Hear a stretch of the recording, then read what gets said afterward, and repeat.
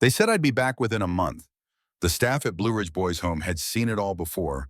Another kid aging out of the system with nothing but a duffel bag and delusions about making it on his own.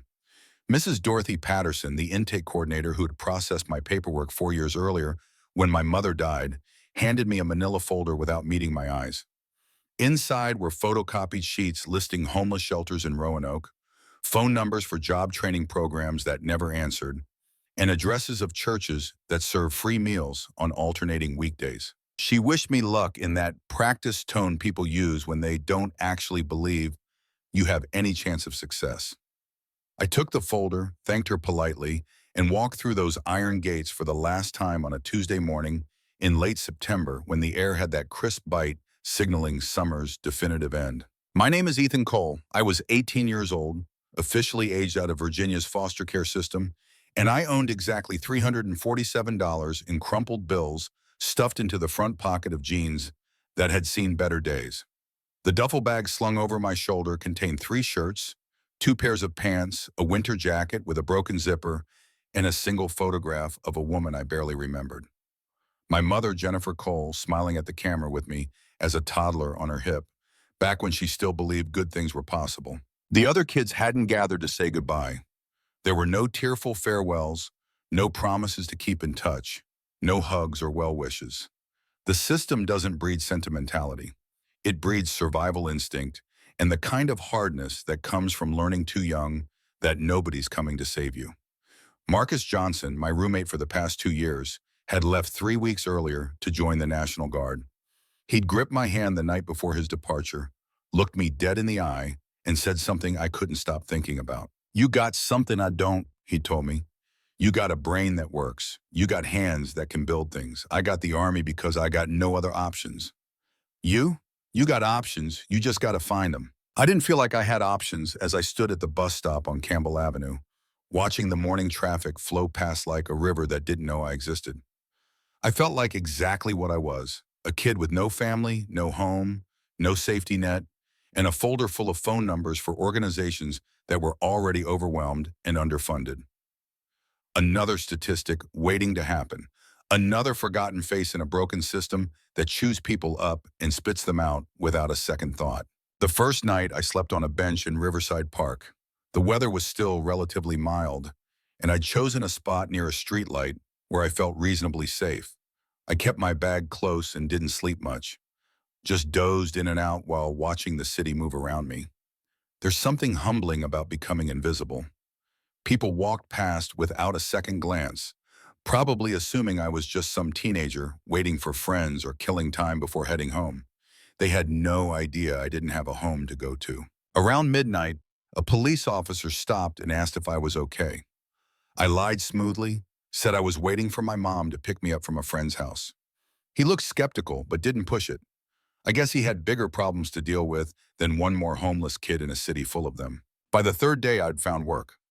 Old Joe Patterson ran an automotive repair shop on the south side of town, a cinder block building with oil-stained concrete floors and the perpetual smell of brake fluid and tire rubber hanging in the air.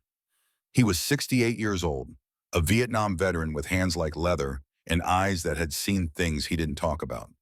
No relation to Mrs. Dorothy Patterson from the boys' home, just one of those coincidences that happens in life, 2 people sharing a common surname in the same city. When I showed up asking for work, Joe looked me up and down for a long moment. "You know anything about cars?" he asked. "I can learn," I told him.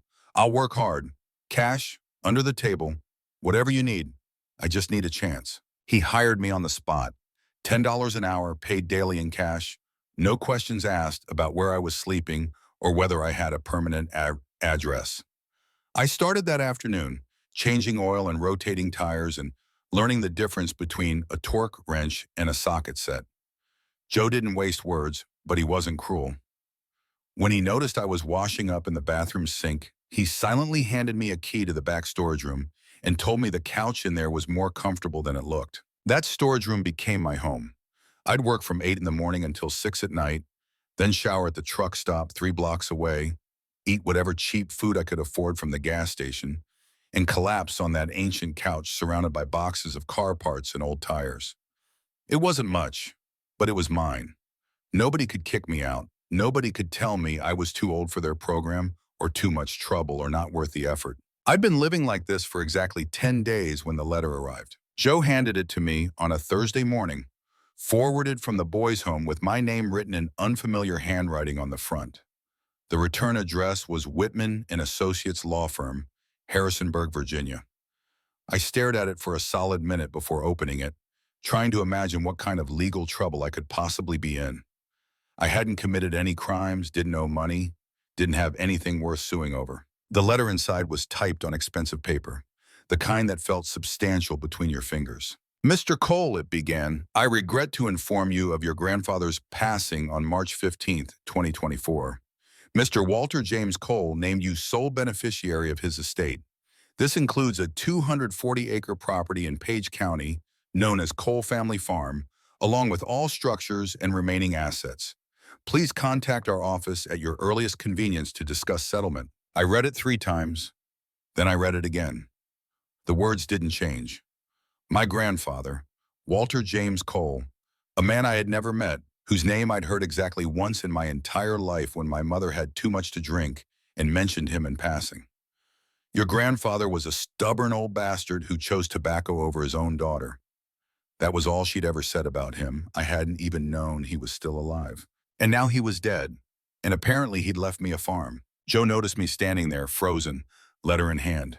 He walked over, wiping grease from his fingers with a red shop rag. Bad news, he asked. I don't know, I said honestly. I think maybe I just inherited a farm. Joe raised his eyebrows, took the letter when I handed it to him, read it slowly. He handed it back without comment, but something shifted in his expression. You gonna go see about it, he asked. I guess I have to, I said. He nodded once. Take tomorrow off. I'll lend you my truck. It's about an hour to Harrisonburg. The next morning, I drove Joe's beaten 1998 Ford F-150 North on Interstate 81, watching the landscape change from city sprawl to rolling farmland to the Blue Haze Mountains rising in the distance. I'd printed out directions to the law office using the library computer, and I followed them into downtown Harrisonburg, a small college town that looked like it hadn't changed much since 1970. Whitman and Associates occupied the second floor of a brick building on Main Street. The office was exactly what you'd expect from a small-town lawyer who'd been practicing for 40 years. Wood paneling on the walls, framed certificates dating back to the 1960s, heavy furniture that had probably belonged to Thomas Whitman's father, and a coffee maker in the corner that looked older than I was. Thomas Whitman himself was 62, with silver hair and the kind of face that had seen every variety of human foolishness without losing its basic decency. He shook my hand firmly, gestured me into a worn leather chair across from his desk, and got straight to business. I'm sorry for your loss, he said first, though I understand you didn't know your grandfather personally. No, sir, I said. I never met him. Whitman nodded as though this confirmed something he already suspected. He opened a file folder on his desk, thick with documents and photographs. Your grandfather was a client of mine for 37 years, he said, handled his will, his property transfers, various legal matters over the decades. He was a good man, Ethan. Stubborn as they come, proud to a fault, but good. He added your name to his will 6 years ago, right after your mother passed away. He tried to gain custody of you at the time, but the courts deemed him too old and too isolated to take on the responsibility of a 14-year-old boy. That decision broke something in him, I think. I sat there absorbing this information. My grandfather had tried to take me in, had wanted me, and the system had said no. Whitman continued, laying out the details of the estate. 240 acres in Page County in the Shenandoah Valley foothills. A farmhouse built in the 1920s. A tobacco barn and various outbuilding zones. $14,200 in a savings account at Farmers Bank of Virginia. The property taxes were current, no mortgage, no significant debts. Farm equipment, including a 1985 John Deere tractor that may or may not still run. But there was a catch. There's always a catch. Your grandfather put a condition in his will, Whitman said, sliding a handwritten document across the desk. He wrote this himself, had me witness it, filed it properly with the county. I picked up the paper, recognized immediately that it was written in an old man's careful script. Each letter formed with the deliberateness of someone who'd learned penmanship when it still mattered. To my grandson, Ethan Cole, it read, I never had the chance to know you, boy. Your mother had her reasons for keeping you away, and I respect that, even if it broke this old man's heart. This land has been coal land since 1898. I worked it for 60 years. It's yours now, but only if you want it. You got 1 year from the date of my passing to live on this property and make something of it. If you do, it's yours free and clear. If not, it goes to the Virginia Land Conservancy. No shame either way. Farming ain't for everyone. But if you got any of my blood in you, you'll at least give it a try. It was signed Walter James Cole, dated January 2024, 2 months before he died. I stared at those words for a long time. Live on this property and make something of it. 1 year. Then it would be mine. Free and clear. 240 acres. A house, a chance at something that belonged to me. You don't have to decide right now, Whitman said gently. Take some time to think about it. Visit the property if you'd like. I can drive you out there today if you want to see it. I want to see it, I heard myself say. Whitman drove a Buick sedan that smelled like leather and old coffee. We headed south and east from Harrisonburg, following Route 211 into Page County. The landscape rolled and lifted, fields giving way to forests, giving way to distant mountain ridges. We turned onto smaller roads, then onto a gravel lane marked only by a rusted mailbox with coal barely visible in faded paint. The driveway was a quarter-mile long, cutting through overgrown trees that formed a tunnel of green shade. Then the trees opened up, and I saw it. The farmhouse stood 2 stories tall, white clapboard siding peeling in long strips, a wraparound porch sagging in places but still structurally sound. Green metal roof rusted at the edges, stone chimney rising from the center of the house. Windows intact but filmed with years of dirt. Shutters hanging at odd angles like broken wings. Behind the house, the massive tobacco barn dominated the landscape. Weathered wood faded from red to a dusty, brown-pink gambrel roof, cupola on top with a weather vane shaped like a rooster. The barn doors hung open, revealing darkness inside. And beyond that, the land itself. Fields stretching toward tree lines in 3 directions, waist-high with weeds and wild grasses where tobacco had once grown.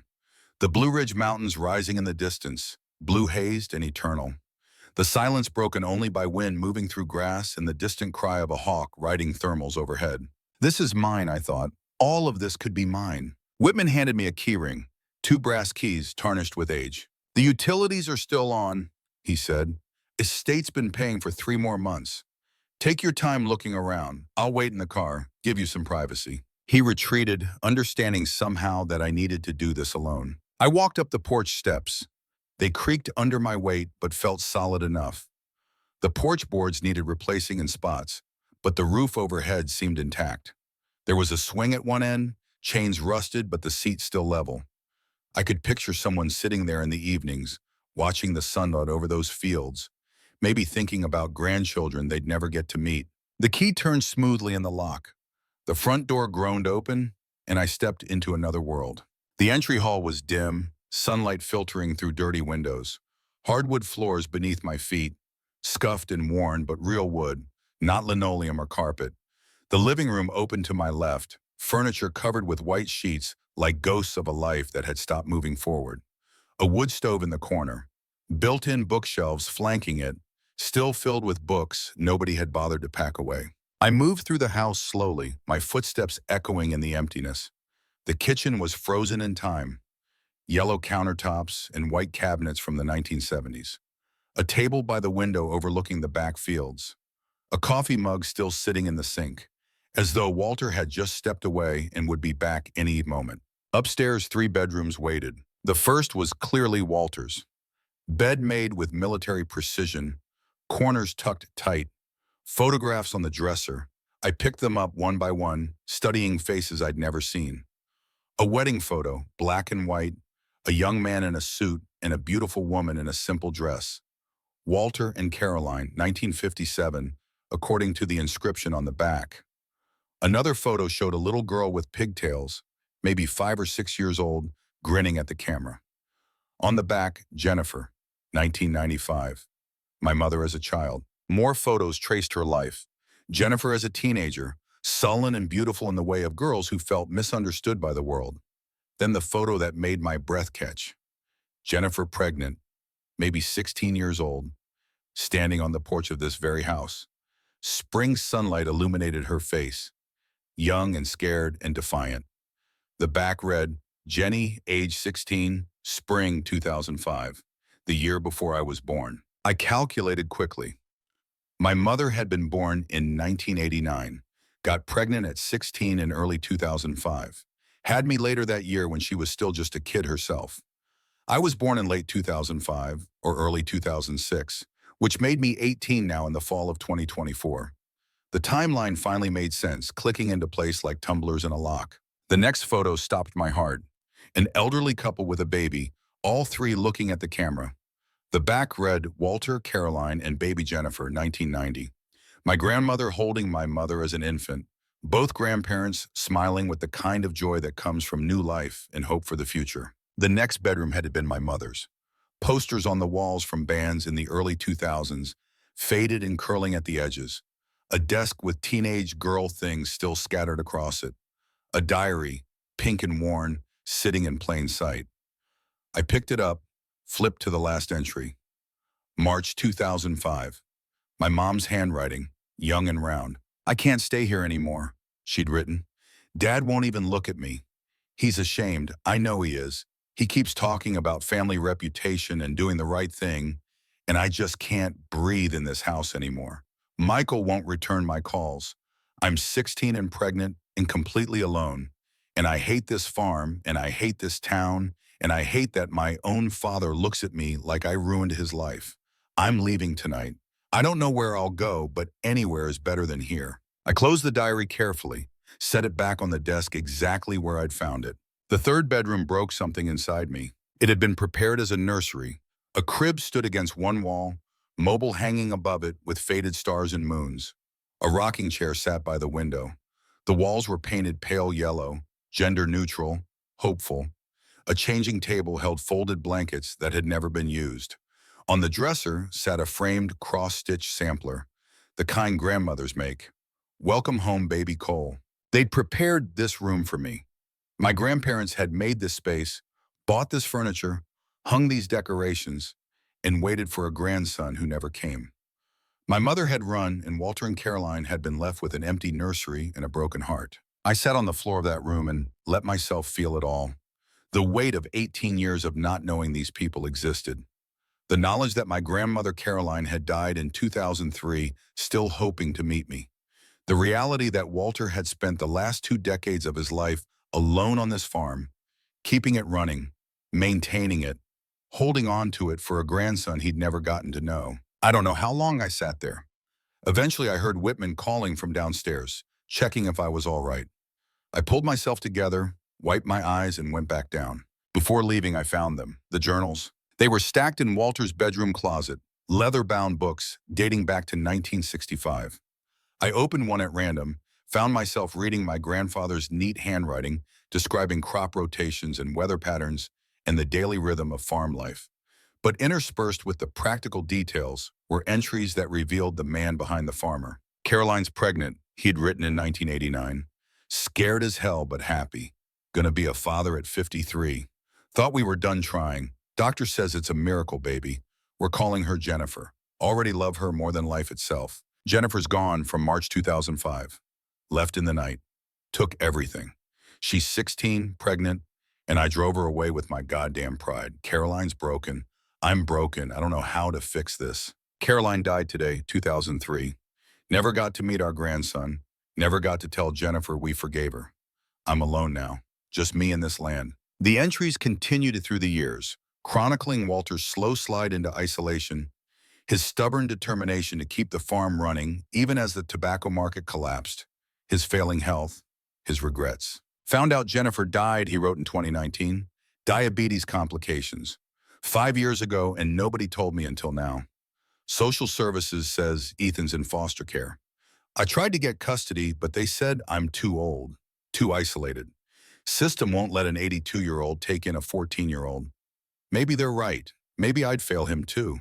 The final entry was dated January 2024. Lawyer says I'm dying. 6 months, maybe less. Heart's giving out. I'm leaving everything to Ethan. It's all I can give him. Maybe the land will be a better grandfather than I was. Maybe he'll find something here I couldn't. God, I hope so. I stood in Walter's bedroom holding that journal, reading the last words of a man who'd died hoping I would come. A man who'd held on to this land for 60 years through heartbreak and loneliness, and market collapse and personal failure, all to give me a chance he'd never had himself. I turned to Whitman, who was waiting patiently by the door. "There's more you should know," Whitman said quietly. He handed me a manila envelope. "Your grandfather left this. Asked me to give it to you personally." Inside were two photographs and a letter. The first photo was black and white, showing a young couple with a baby girl. The back read, "Walter, Caroline, and Jennifer, 1990. The second was color but faded, showing my mother as a pregnant teenager standing on the farmhouse porch. The back said, "Jenny, age 16, spring 2005. The letter was handwritten, dated February 2024, 1 month before Walter died. "Ethan," it began, "if you're reading this, it means I'm gone and you actually showed up. Good. That means you got more grit than I thought. I'm not going to lie to you, boy. I failed your mother when she got pregnant with you at 16. I was hard on her. Too hard. Said things I can't take back. She left, and I was too proud to go after her. Your grandmother Caroline tried to find her, but by the time we located you both, Jennifer wanted nothing to do with us. Caroline died in 2003, still hoping to meet you. I don't expect forgiveness. I don't deserve it. But I'm giving you something I should have given your mother. A second chance. This land isn't much, but it's honest. It doesn't lie, doesn't abandon you if you put the work in. There's things about this farm, about our family, you'll need to figure out yourself. I left some journals in the house. Read them or don't. Your choice. One last thing. Your father's name was Michael Reeves. He was 17, worked summers at neighboring farm. Good kid, scared kid. When your mother told him she was pregnant, he ran. Last I heard, he's in North Carolina, has his own family now. I'm not telling you this to hurt you. I'm telling you because you deserve to know where you come from. Make something of this, Ethan.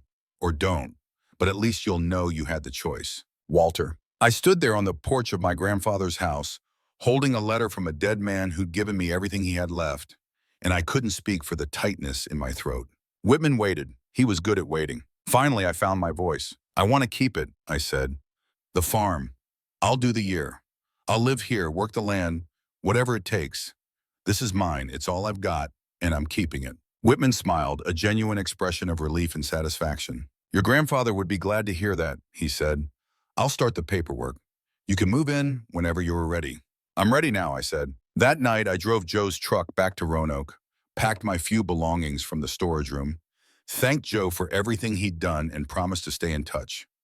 By midnight, I was back at the farm, sleeping on that old couch in the living room because I wasn't ready yet to sleep upstairs in the rooms that held so much history. I lay there in the darkness, listening to the house settle around me, to the wind moving through trees, to the absolute silence of the country night.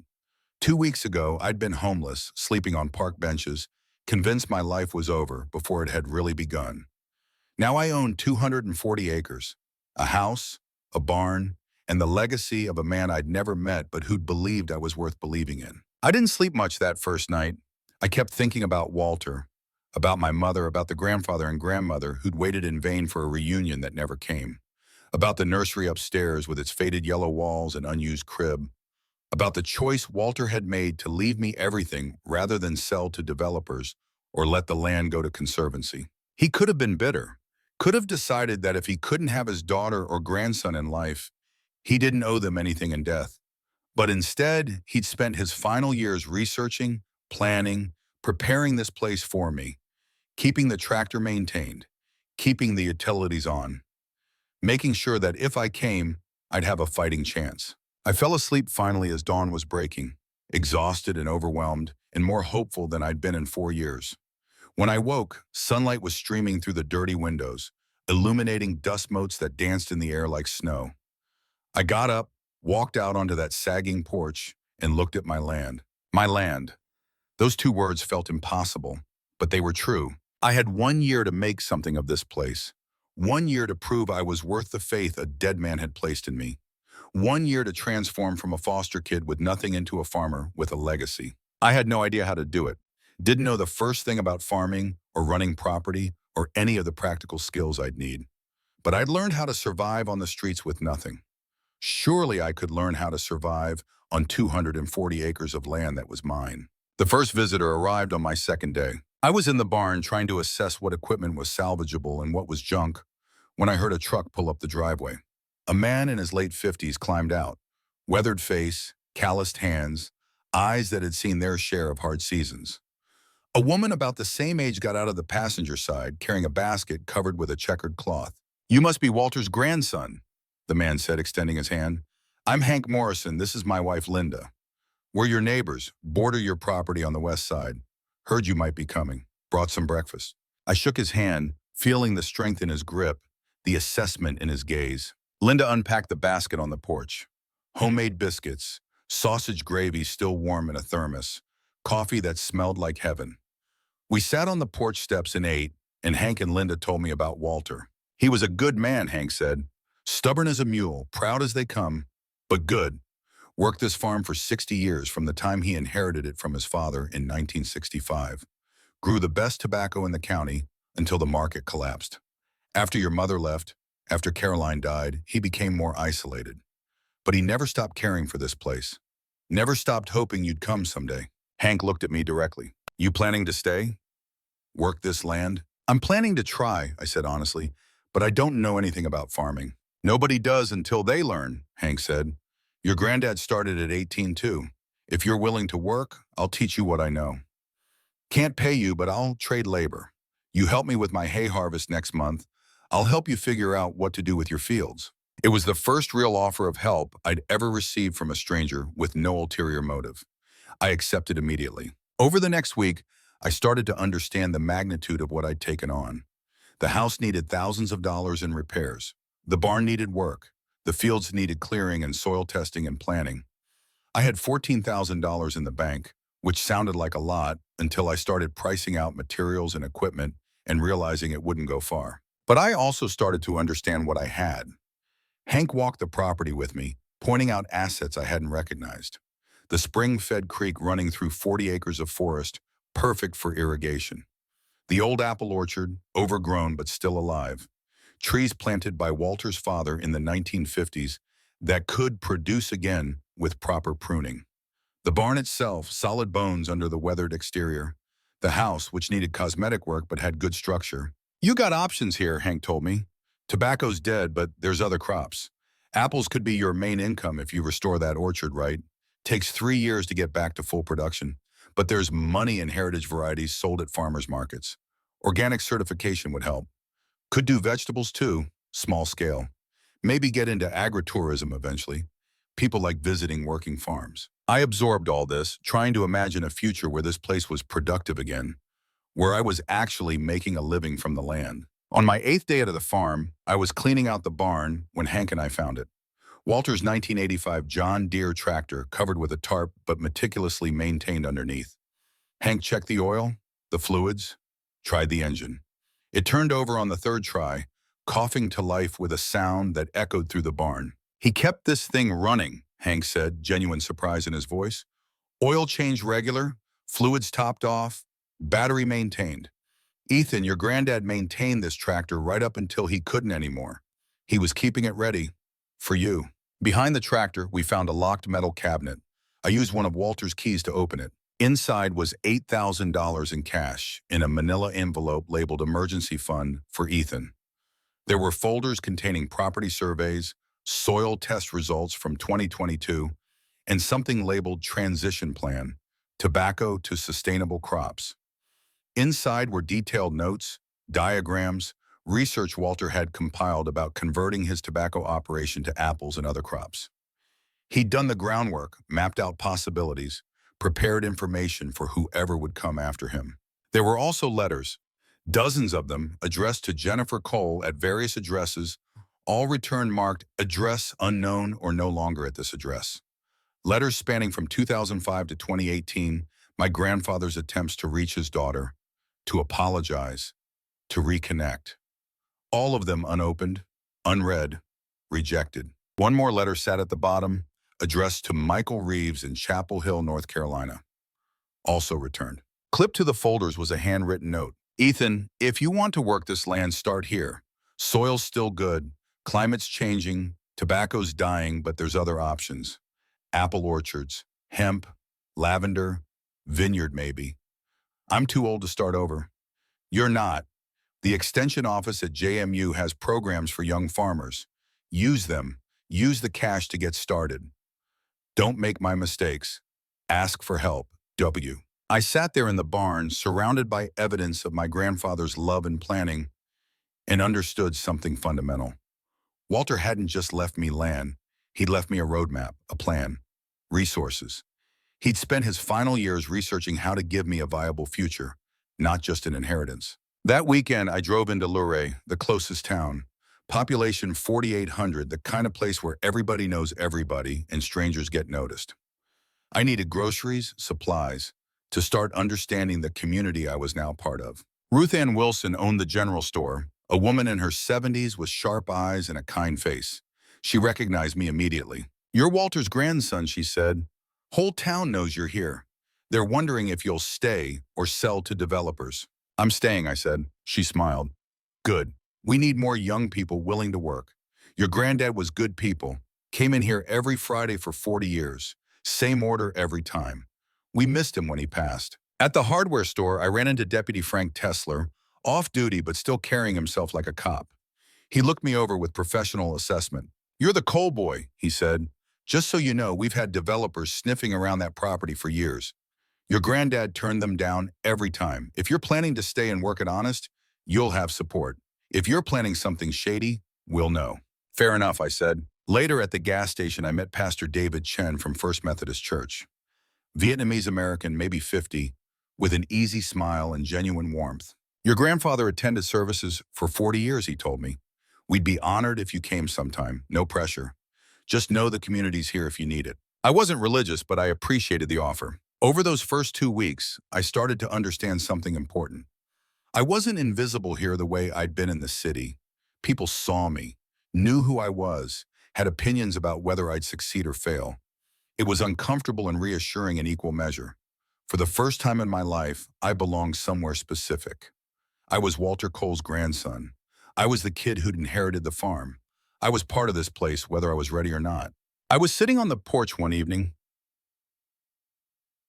watching the sunset paint the mountains purple and gold, when my phone rang. Unknown number, North Carolina area code. "Is this Ethan Cole?" a woman's voice asked when I answered. "Yeah, who's this?" There was a pause, the sound of someone gathering courage. "This is Carolyn Reeves. I'm Michael's wife, your father's wife." The world tilted slightly. I gripped the porch railing. "Michael doesn't know I'm calling," she continued quickly. "But he saw the estate notice in the paper. Small towns, news travels. He's been carrying guilt about you for 18 years. I know this is sudden, but would you be willing to meet him? No obligations. He'd just like to explain. To apologize. He has 3 kids, you're half-siblings, and they'd like to know you too." I couldn't speak for a moment. My father, the man who'd run when my mother told him she was pregnant, who'd built a whole life without me, who had 3 other children he'd actually raised. "I need to think about it," I finally said. "Of course," Carolyn said. "I'll leave my number." "Ethan?" For what it's worth, Michael was 17 and terrified. "It doesn't excuse abandoning you and your mother, but he's tried to be better. He'd like the chance to show you that." She gave me her number. I wrote it down on the back of an old envelope. We hung up. I sat there as darkness fell, as stars appeared in a sky clearer than any I'd seen from the city, and tried to process everything. 2 weeks ago, I'd been homeless with no family and no future. Now I had 240 acres, a dead grandfather who'd love me from a distance, neighbors willing to help, and a living father who wanted to meet me. I didn't know whether to laugh or cry, so I did both, sitting alone on that sagging porch, tears running down my face while something that might have been laughter or might have been cheese shook my chest. The next morning I woke with the sun and got to work. Whatever else happened, whatever I decided about my father or my future or any of it, I had a farm to restore. I had 1 year to prove I could make something of this place. 1 year to honor the faith a dying man had placed in me. I walked out to the fields as morning light turned the weeds to gold, feeling the dew soak through my boots, breathing air that tasted clean and green and full of possibility. Somewhere overhead, a hawk cried. In the distance, I heard Hank's tractor starting up on his property. The day was beginning, and I had work to do. This was mine now, all of it. The broken-down farmhouse and the overgrown orchard and the 240 acres of land that had been coal land since 1898. The legacy of people I'd never known, but who'd shaped everything I was. The second chance I'd been given when I had no right to expect anything. I wasn't going to waste it. I walked back to the barn, found Walter's tools hanging in careful rows on the pegboard wall, selected a pair of pruning shears that felt solid in my hand. Today I'd start on the apple orchard. Tomorrow I'd tackle the fence line. Next week I'd begin serious repairs on the house. One day at a time, one task at a time, one season leading to the next, the way it had been done for more than 100 years on this land. The way Walter had done it. The way his father had done it before him. The way I would do it now. Because I was a Cole, and Coles held the line. The apple trees had been waiting for someone to notice them for 15 years. That's what Hank Morrison told me as we walked through the overgrown orchard on my third week at the farm, pushing through waist-high weeds and volunteer saplings that had sprouted between the original rows. The trees themselves stood like forgotten soldiers, branches wild and unpruned, bark thick with lichen, but still alive, still waiting. Walter planted some of these himself in the 70s, Hank said, running his weathered hand along a twisted trunk. But most of them go back further. Your great-grandfather Robert put in this orchard in 1952, right after the war. Heritage varieties you can't buy in stores anymore. Winesap, Arkansas, Black, Roxbury Russet. There's money in these trees if you're willing to do the work. I looked at the chaos of branches, trying to imagine them productive again, heavy with fruit, part of a working farm instead of a monument to abandonment. The morning sun filtered through the canopy, creating patterns of light and shadow on the ground. Everything felt possible and impossible at the same time. How long before they produce again? I asked. Hank studied the nearest tree, pulling down a branch to examine it closely. You prune them right this winter, feed the soil, get the irrigation working from that creek. You'll get some fruit next fall. Not a full crop, but enough to see what you're working with. 3 years before you're at full production, maybe 4. It's a long game, farming, not for people who need quick returns. I had 1 year to prove I could make something of this place. 3 years before the orchard would really pay. The math didn't work, but I nodded anyway, filing the information away for later. We spent that morning mapping the property, walking fence lines and field boundaries, identifying what needed immediate attention versus what could wait. The work was overwhelming when I looked at it all together, but Hank had a way of breaking it down into manageable pieces. First thing, he said, is making the house livable before winter. You got maybe 6 weeks before the cold sets in hard. Get that roof patched where it's leaking, get the furnace serviced, make sure the pipes won't freeze. Everything else can wait until spring, but you can't farm if you freeze to death in January. We were heading back toward the farmhouse when Hank stopped abruptly, pointing toward a stand of old oak trees on the eastern edge of the property. You been up there yet? He asked. No, I said. Haven't made it that far. Come on. There's something you should see. We climbed the gentle slope, boots crunching through fallen leaves, until we reached a small clearing beneath the oaks. And there, surrounded by a wrought iron fence that had been maintained even when everything else had fallen into disrepair, was the Cole family cemetery. 6 headstones stood in 2 neat rows. I walked along them slowly, reading names and dates that mapped out the history of the land I now owned. James Cole, 1880 to 1945, and his wife Sarah, 1885 to 1950. My great-great-grandparents, the ones who'd bought this land in 1898. Robert Cole, 1910 to 1980, and his wife Margaret, 1915 to 1982. Walter's parents, the ones who'd planted the apple orchard. Carolyn Morrison Cole, 1935 to 2003. My grandmother, who died still hoping to meet me. And finally, Walter James Cole, 1936 to 2024. Fresh grave, the earth still settling. The headstone was simple granite, and I had to crouch down to read the inscription. He held the line. 4 words that said everything about the man I'd never met. The man who'd worked this land for 60 years through heartbreak and market collapse and personal failure. Who'd maintained equipment he was too old to use just in case his grandson might need it someday. Who'd spent his final years researching and planning a future he'd never see. There was one more plot beside Walter's grave. Empty, waiting.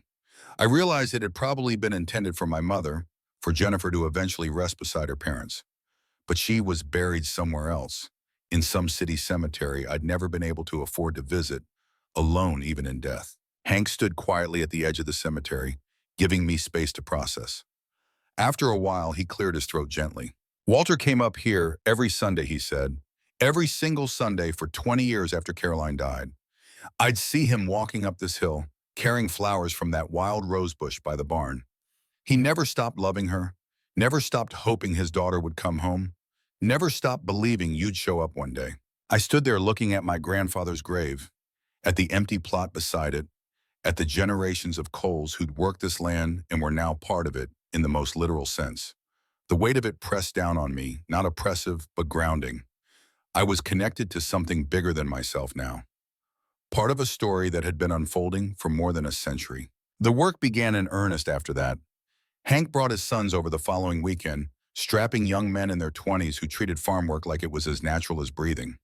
We patched the roof, replaced broken windows, got the ancient furnace running with a combination of duct tape and prayer. Linda Morrison showed up with her church women's group and helped me clean the interior, scrubbing years of dust and neglect until the old house started to remember what it had been. I moved upstairs finally, claiming my mother's old bedroom because I couldn't bring myself to sleep in Walter's room, and the nursery felt too sacred to disturb. I left my mother's posters on the walls, her books on the shelves, her diary in the desk drawer. It felt like keeping her alive somehow, preserving this snapshot of who she'd been before everything went wrong. At night, I'd read Walter's journals by lamplight, learning about the man through his own words. He wrote about tobacco prices and weather patterns, but also about loneliness, about watching his neighbors' grandchildren grow up while his own stayed strangers, about the particular kind of pain that comes from knowing you failed the people you loved most. I made a mistake with Jennifer, he wrote in 1995. I thought being hard would make her strong, thought shame would motivate her to do better. But all I did was drive her away. Carolyn tried to tell me, but I was too proud to listen, too convinced I knew what was right. Now I'm an old man working land that should have been passed down with love, not guilt. If I could go back, I'd tell my daughter I was proud of her. I'd tell her she was stronger than I ever was. I'd tell her that making mistakes didn't make her worthless. But I can't go back. All I can do is hope that someday, somehow, I can tell her grandson instead. Reading those words in the bedroom where my mother had written about feeling suffocated and ashamed, I understood something important.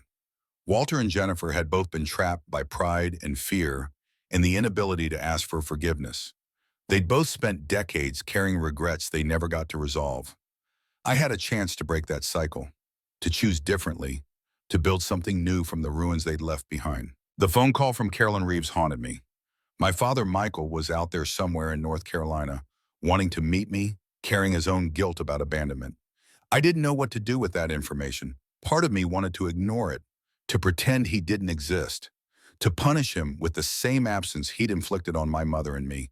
But another part, the part that had read Walter's regrets and stood in front of my mother's grave, wondered if choosing anger over understanding was just repeating the same mistakes in a different generation. I didn't call Carolyn back, not yet, but I didn't delete her number either. October arrived with frost on the ground and geese flying south in long V formations overhead.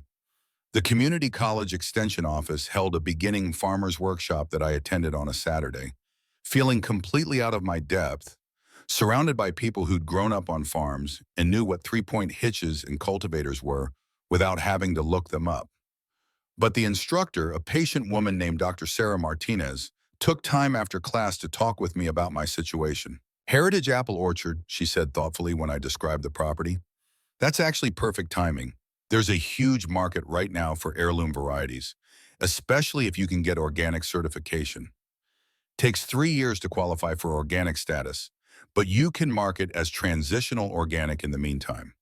People will pay premium prices at farmers markets for local heritage fruit. She gave me her card, told me to email her with questions, connected me with the local farmers market cooperative. It was the first time anyone had made me feel like what I was trying to do wasn't completely insane. The work on the house continued. Michael Reeves called my phone 6 times over 2 weeks. I didn't answer.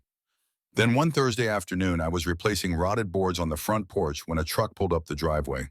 A man got out, maybe 43, 44, with dark hair going gray at the temples and my own eyes looking back at me from his face. "Ethan," he said, "I'm Michael, your dad. I know I have no right to be here, but I had to try." I stood there with a hammer in my hand, nails in my pocket, looking at the man who'd run when my mother told him she was pregnant, who'd built a whole life while mine was falling apart in foster care, who wanted something from me now that I wasn't sure I could give. "You need to leave," I said. Michael didn't leave. He stood there by his truck, hands in his pockets, looking older than his years. "I was 17, he said. Your mom was 16. We were kids working summer jobs, and we thought we were in love. When she told me she was pregnant, I panicked. I was supposed to start at UNC in the fall on a partial scholarship, my ticket out of a town that was dying. If I stayed, if I tried to help, I'd lose all of that. So I ran. I went to college, tried to forget, built a life, got married, had kids, became a contractor. But I never forgot you, never stopped wondering if you were okay. You could have found out," I said. "You could have looked for me, called social services, done something other than nothing." "You're right," Michael said. "I was a coward. I've been a coward for 18 years. But I'm here now. If you'll let me, I'd like to try to make up for some of that. Not as your father, I didn't earn that title, but as someone who cares, someone who wants to help." "What do you want from me?" I asked. "Nothing," he said. "I want to give. I'm a contractor, residential building. I can help you fix this house. No charge. It's the least I can do." I wanted to stay angry. Anger was easier than the complicated mess of emotions that came with forgiving someone who didn't deserve it. But I looked at this man who'd driven 2 hours to stand in my driveway and apologize, who was offering help I desperately needed. And I thought about Walter's journals, about regrets that never got resolved, about chances that never got taken. One weekend, I said, "You can come back this weekend and help with the porch. After that, we'll see." Michael's face transformed with relief and gratitude. "Thank you," he said. "I won't let you down." He showed up that Saturday with his 2 sons. Jake was 16, tall and quiet, with the kind of awkwardness that comes with growth spurts and teenage self-consciousness. Connor was 14, more outgoing, curious about everything. My half-brothers, we shared a father, even if we hadn't shared a childhood. The boys were good workers, took direction well, didn't ask invasive questions. We spent the weekend rebuilding the porch, replacing supports, leveling boards, making it solid for the first time in years. Michael worked with practiced efficiency, measuring twice, cutting once, doing everything right. He tried to make conversation a few times, but I wasn't ready for that. I let the work speak instead. By Sunday evening, the porch was done. We stood back looking at it, the first real improvement I'd made to the property. "It looks good," Connor said.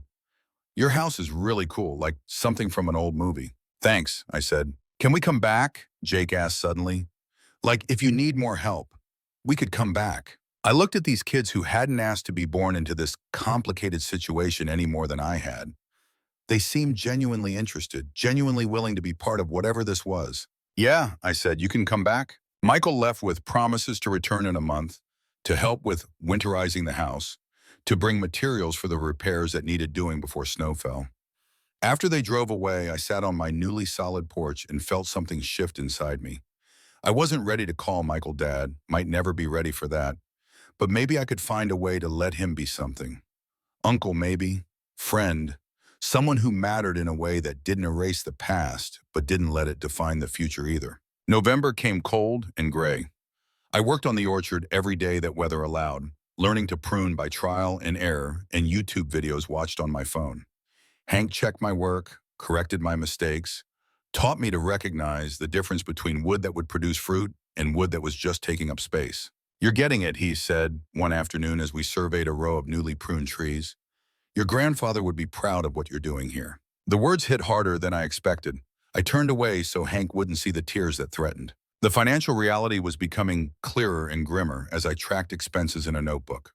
$14,000 had seemed like so much money when I'd first found it.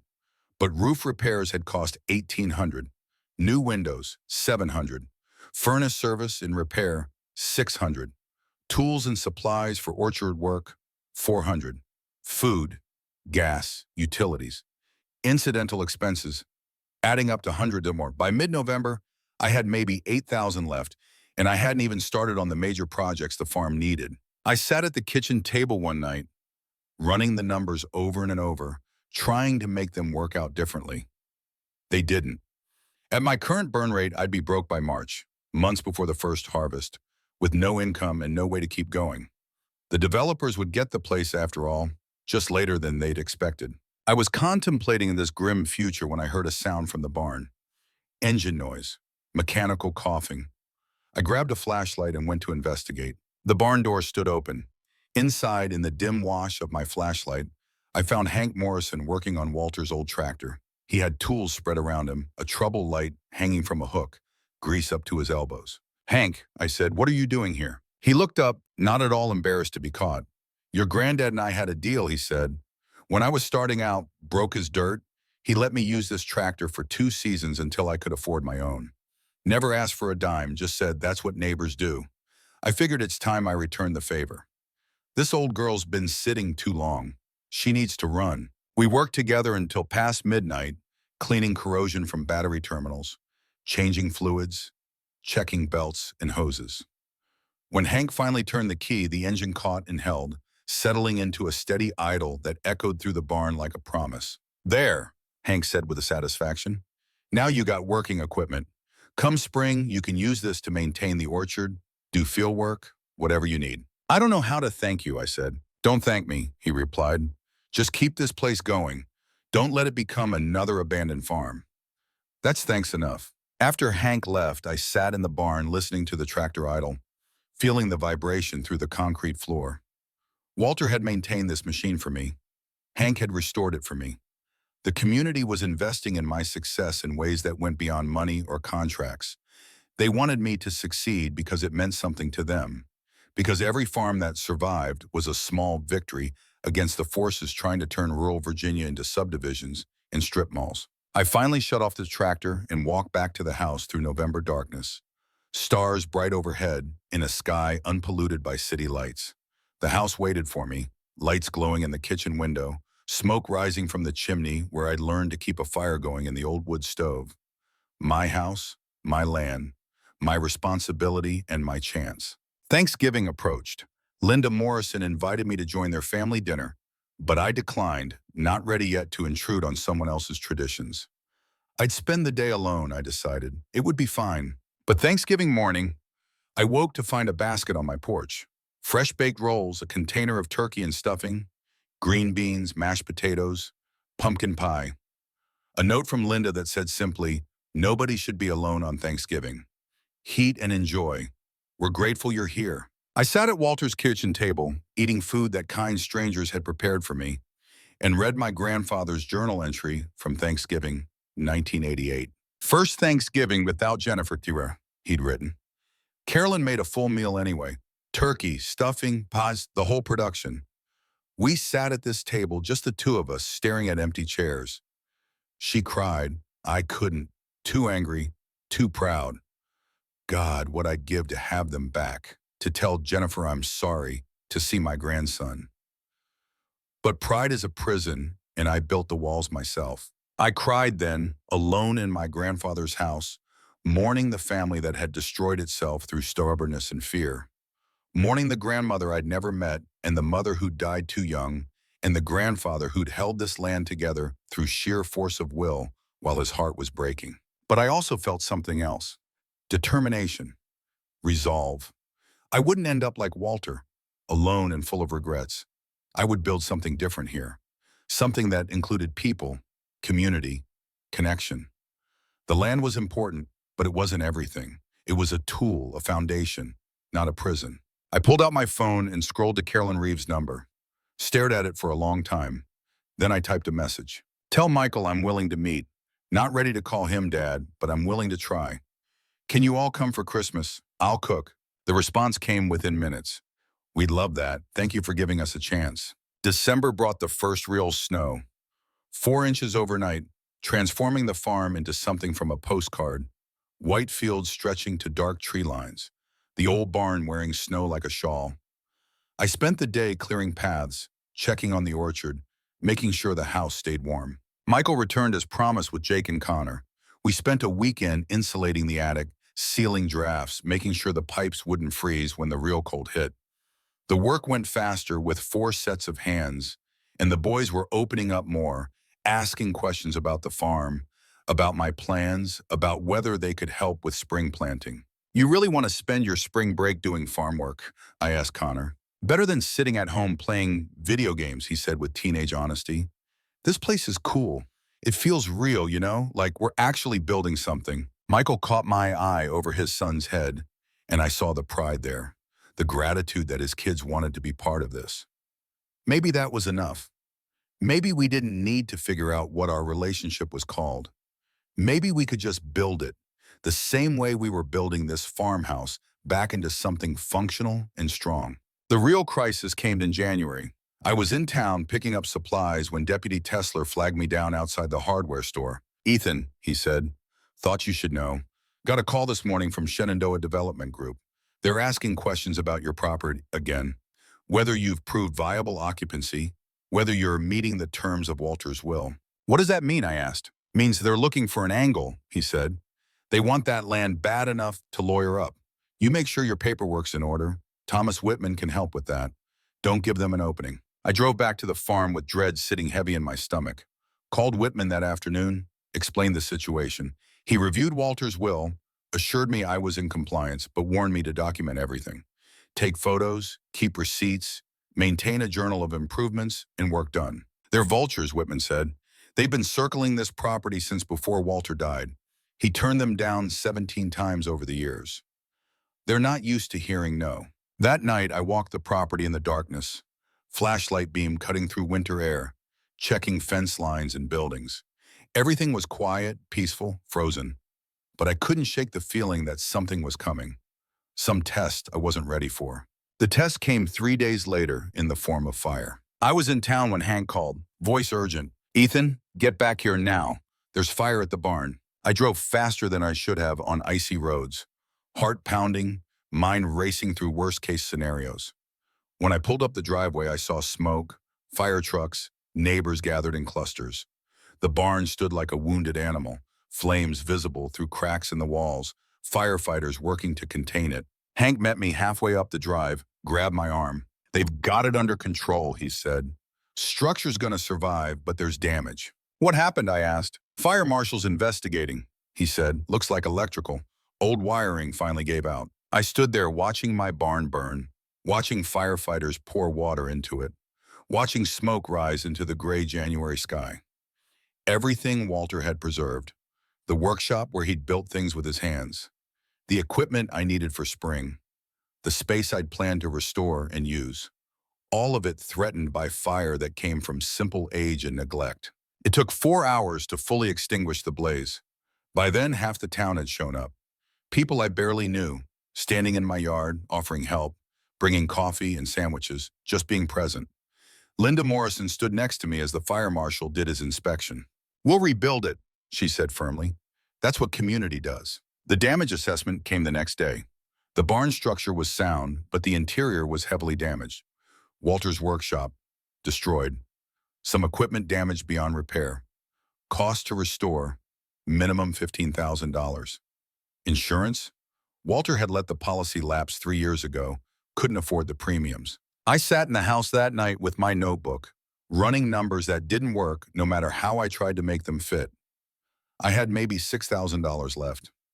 Barn repairs would take $15,000 minimum. I had no income until August at the earliest, if the orchard produced anything worth selling. The math was impossible. The phone rang. Thomas Whitman. "Ethan, I have an offer you need to hear," he said. "Shenandoah Development Group has made a formal bid, $750,000 for the full 240 acres. It's a very generous offer for agricultural land in Page County, $750,000. I could pay off everything, go to college, start fresh somewhere else, leave this impossible situation behind, and let someone else deal with burned barns and failing orchards and the weight of dead people's expectations. I need to think about it," I heard myself say. "Of course," Whitman said. "Take 48 hours. But Ethan, I want you to understand something. Your grandfather turned down 17 offers over the years. The highest was $1.2 million. He said some things aren't for sale. I'm not telling you what to decide, but I thought you should know." I hung up and sat in the gathering darkness, staring at nothing. Marcus called from Fort Bragg on a rare break from training. I told him about the fire, about the offer, about feeling like maybe the universe was telling me to quit. Bro, he said, I've been in firefights. I've seen guys want to quit when things get hard. You know what separates the ones who make it from the ones who don't? It's not strength or skill. It's deciding that quitting costs more than continuing. You got to ask yourself, what does it cost you to walk away from this? What does it cost me? I repeated. Your whole future, man, Marcus said. You got something nobody can take from you unless you give it away. Land, legacy, a place to build from. I'm sleeping in a barracks with 40 other dudes. You got 240 acres, that's yours. Don't give that up because one barn caught fire. That night, I couldn't sleep. I walked through the house, reading Walter's journals, looking at photographs, touching furniture that had been here longer than I'd been alive. I thought about my mother who'd run from this place and died alone in a city apartment, about my grandmother Caroline who died hoping to meet me, about Walter, who'd held this land for 60 years through worse disasters than a barn fire. I went outside before dawn, stood in the burnt barn looking at charred timbers and damaged equipment. The structure stood. The bones were good. It could be rebuilt. The question was whether I had what it took to rebuild it. The sun rose behind me, light streaming through gaps in the barn walls where fire had eaten through. I thought about giving up, about taking the money and running. It would be easier, smarter probably. The rational choice. But I wasn't just me anymore. I was a Cole, part of a chain that stretched back to 1898, to James and Sarah who'd bought this land and broken their backs working it, to Robert and Margaret who'd planted apple trees during the Depression, to Walter and Caroline who'd lost their daughter but held on to hope, to my mother Jennifer who'd made mistakes but given me life. I pulled out my phone, called Whitman before I could change my mind. Tell them no, I said. The farm's not for sale. I'm staying. Are you certain? Whitman asked. No, I said honestly, but I'm doing it anyway. I hung up and stood there in my burned barn as morning light filled the space, feeling terrified and determined in equal measure. I had no idea how I'd pay for repairs, no clear path to making this work, but I'd made my choice. The barn could be rebuilt. The orchard could be restored. The farm could survive. Whether I could survive, the process remained to be seen, but I was going to find out. Because I was done running from hard things. Done letting fear make my decisions. Done being the kid with nothing who expected nothing. I was Ethan Cole. This was Cole land, and I was holding the line. The morning after I turned down $750,000, I woke to the sound of trucks in my driveway. Not one truck, 5 of them. I stumbled downstairs in yesterday's clothes, confused and disoriented, pulled back the kitchen curtain, and saw something that stopped me cold. Hank Morrison's pickup sat closest to the house. Behind it, 3 more trucks I recognized from around town. The 5th belonged to Pastor David Chen. And standing in my yard, holding thermoses of coffee and wearing work clothes in the pre-dawn cold, were maybe 20 people. Neighbors, church members, people I barely knew. Hank saw me at the window and waved me outside. I grabbed my jacket and boots, stepped onto the porch into air so cold it burned my lungs. We heard you turned down the developers, Hank said without preamble. Heard about the barn fire too. So we talked. The valley's losing too many farms. We're not losing another one. You want to quit? That's your right. But we're not letting you quit because of a barn fire. We're rebuilding this thing today. You in or out? I couldn't speak. My throat had closed up with something that might have been gratitude or might have been the closest thing to hope I'd felt in weeks. I can't pay you, I finally managed. An old farmer I'd seen at the hardware store stepped forward. 70 if he was a day, weathered face like cracked leather, eyes bright with purpose. Boy, your granddad helped me build my equipment shed in '95 when I had no money, he said. Never asked for repayment. Said that's what neighbors do. We're just paying forward. Michael Reeves pulled up then in his contractor truck, Jake and Connor with him. He climbed out carrying tool belts and sawhorses. Heard you might need some help, he said to me. Brought the boys. Brought materials too. Building supply place in Harrisonburg donated lumber when they heard what we were doing. Pastor Chen opened the back of his truck, revealing power tools, extension cords, work lights. Linda Morrison appeared with her church ladies, carrying boxes of food and industrial-sized coffee urns. Can't rebuild on empty stomachs, she said firmly. By 7 in the morning, my burned barn had become a construction site. Men hauled out damaged timber while others measured and cut new supports. Michael directed the structural work with professional efficiency, checking levels and load-bearing calculations. The older farmers advised on barn-specific details, the way tobacco barns needed to breathe, the proper spacing for ventilation. I worked alongside them, following orders, learning by doing. Hank showed me how to read a framing square. An old-timer named Earl taught me the difference between a ridge beam and a collar tie.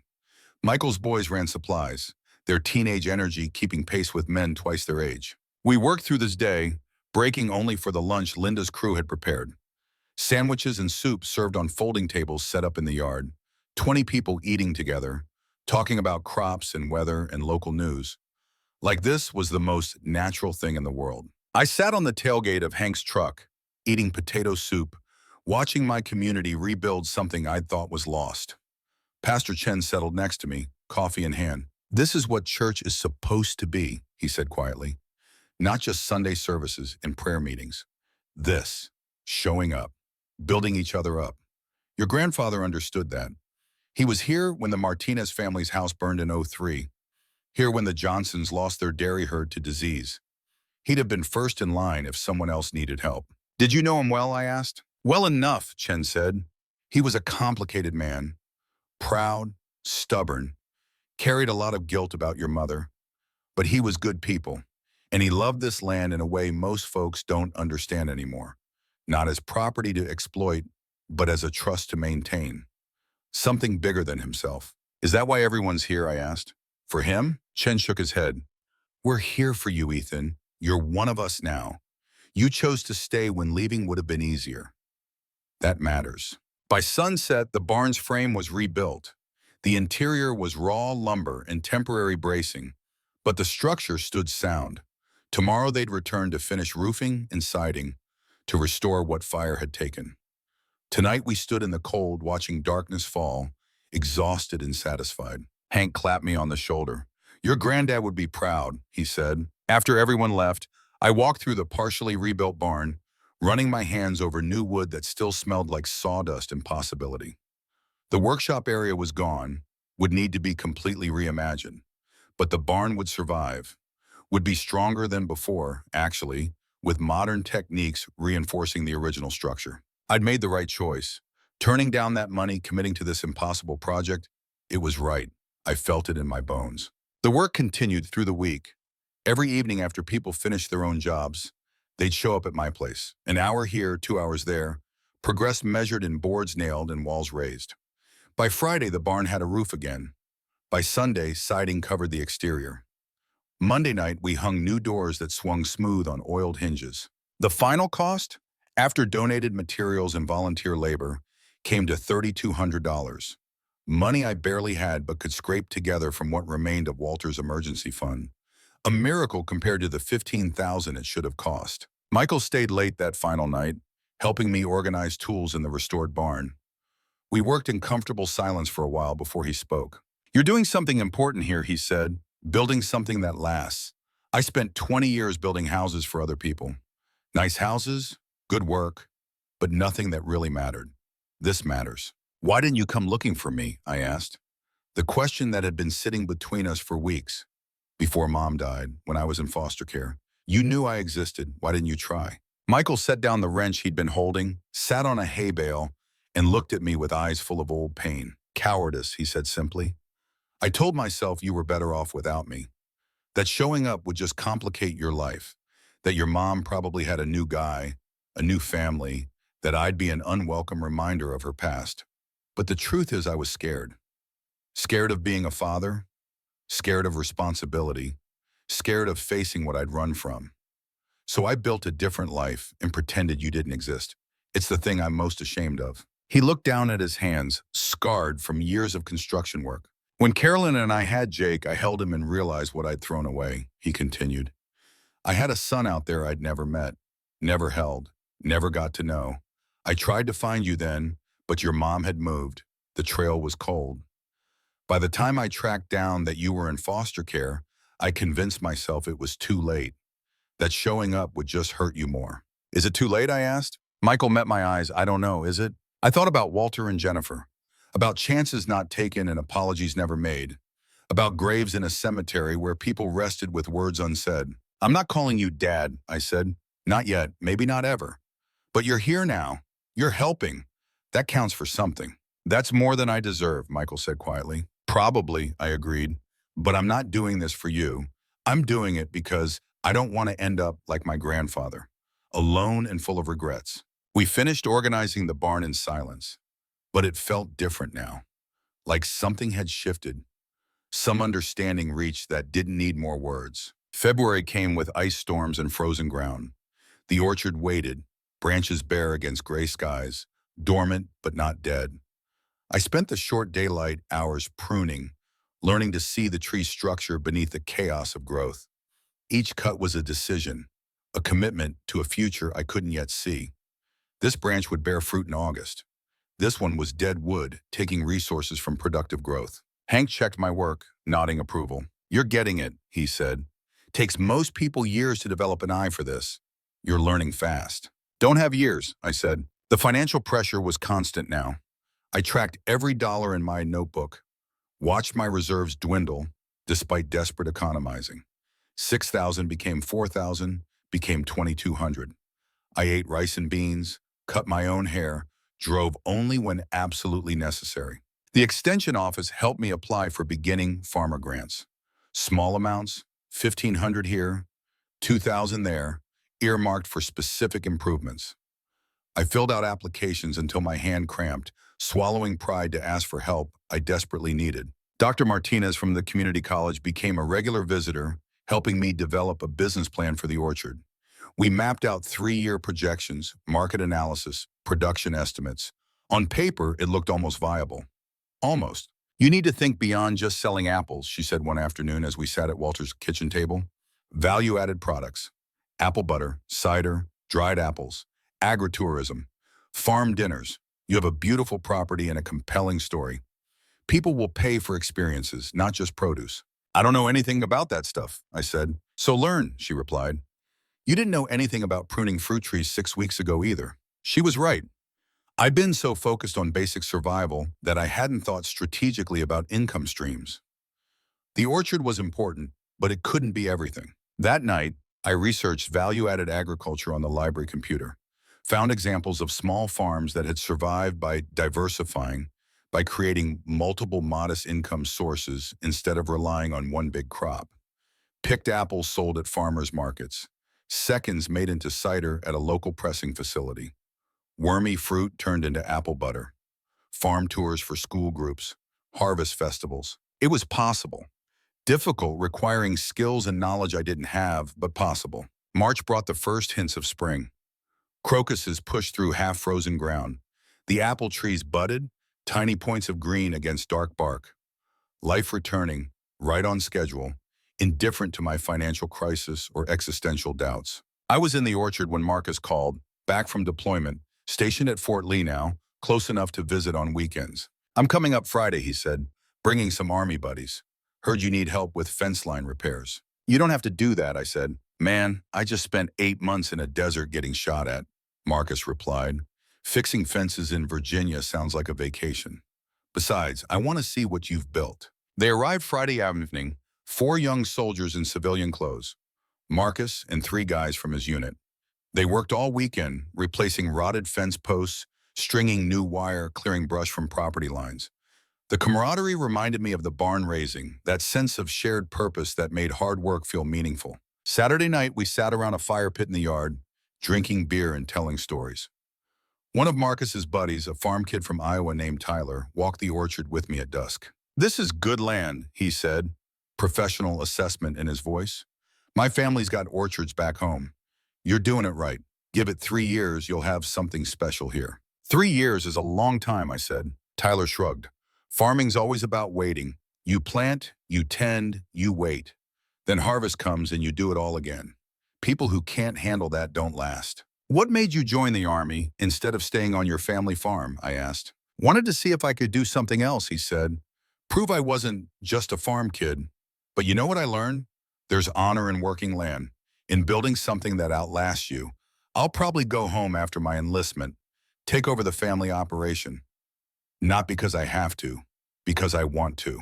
We stood there in the growing darkness, looking at bare apple trees that would be heavy with fruit in 5 months if everything went right, if the weather cooperated, if diseases didn't strike, if I could hold on long enough to see harvest. Sunday morning, Marcus found me in the barn, going through Walter's old journals. "You doing okay?" he asked. "You seem stressed." "I'm broke," I said bluntly. "Got maybe $1,800 left.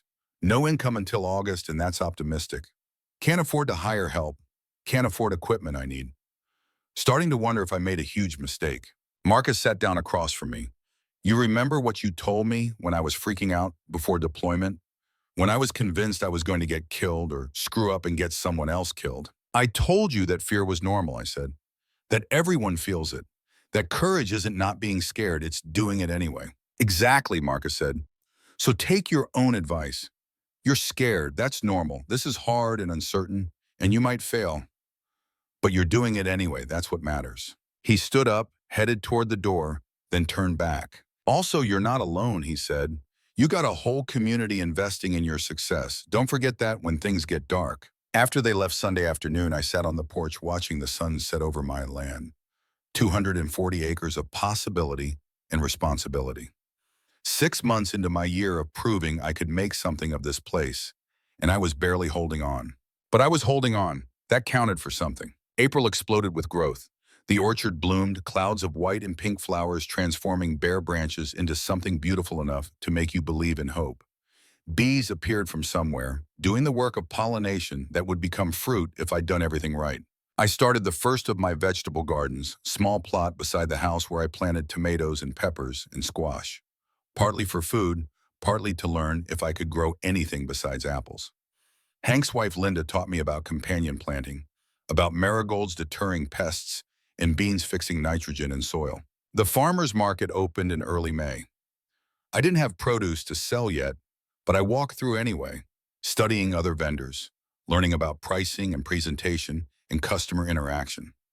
A woman selling honey noticed me observing. "You're Walter Cole's grandson," she said. "Heard you're trying to bring back the old orchard." "That's the plan," I said. "Good," she said firmly. "We need more young farmers. You come back in August with apples, I'll help you figure out the market. People remember Walter's fruit. You grow good apples, they'll buy." It was a small thing, an offhand comment from a stranger. But it steadied me. People were rooting for me, waiting to see if I could pull this off. Their expectations were weight and support in equal measure. Michael came most weekends now with the boys. We tackled house projects, slow renovation that transformed the farmhouse from barely livable to actually comfortable. New insulation in the attic, proper weather stripping on doors and windows, a bathroom that didn't leak, fresh paint in the kitchen.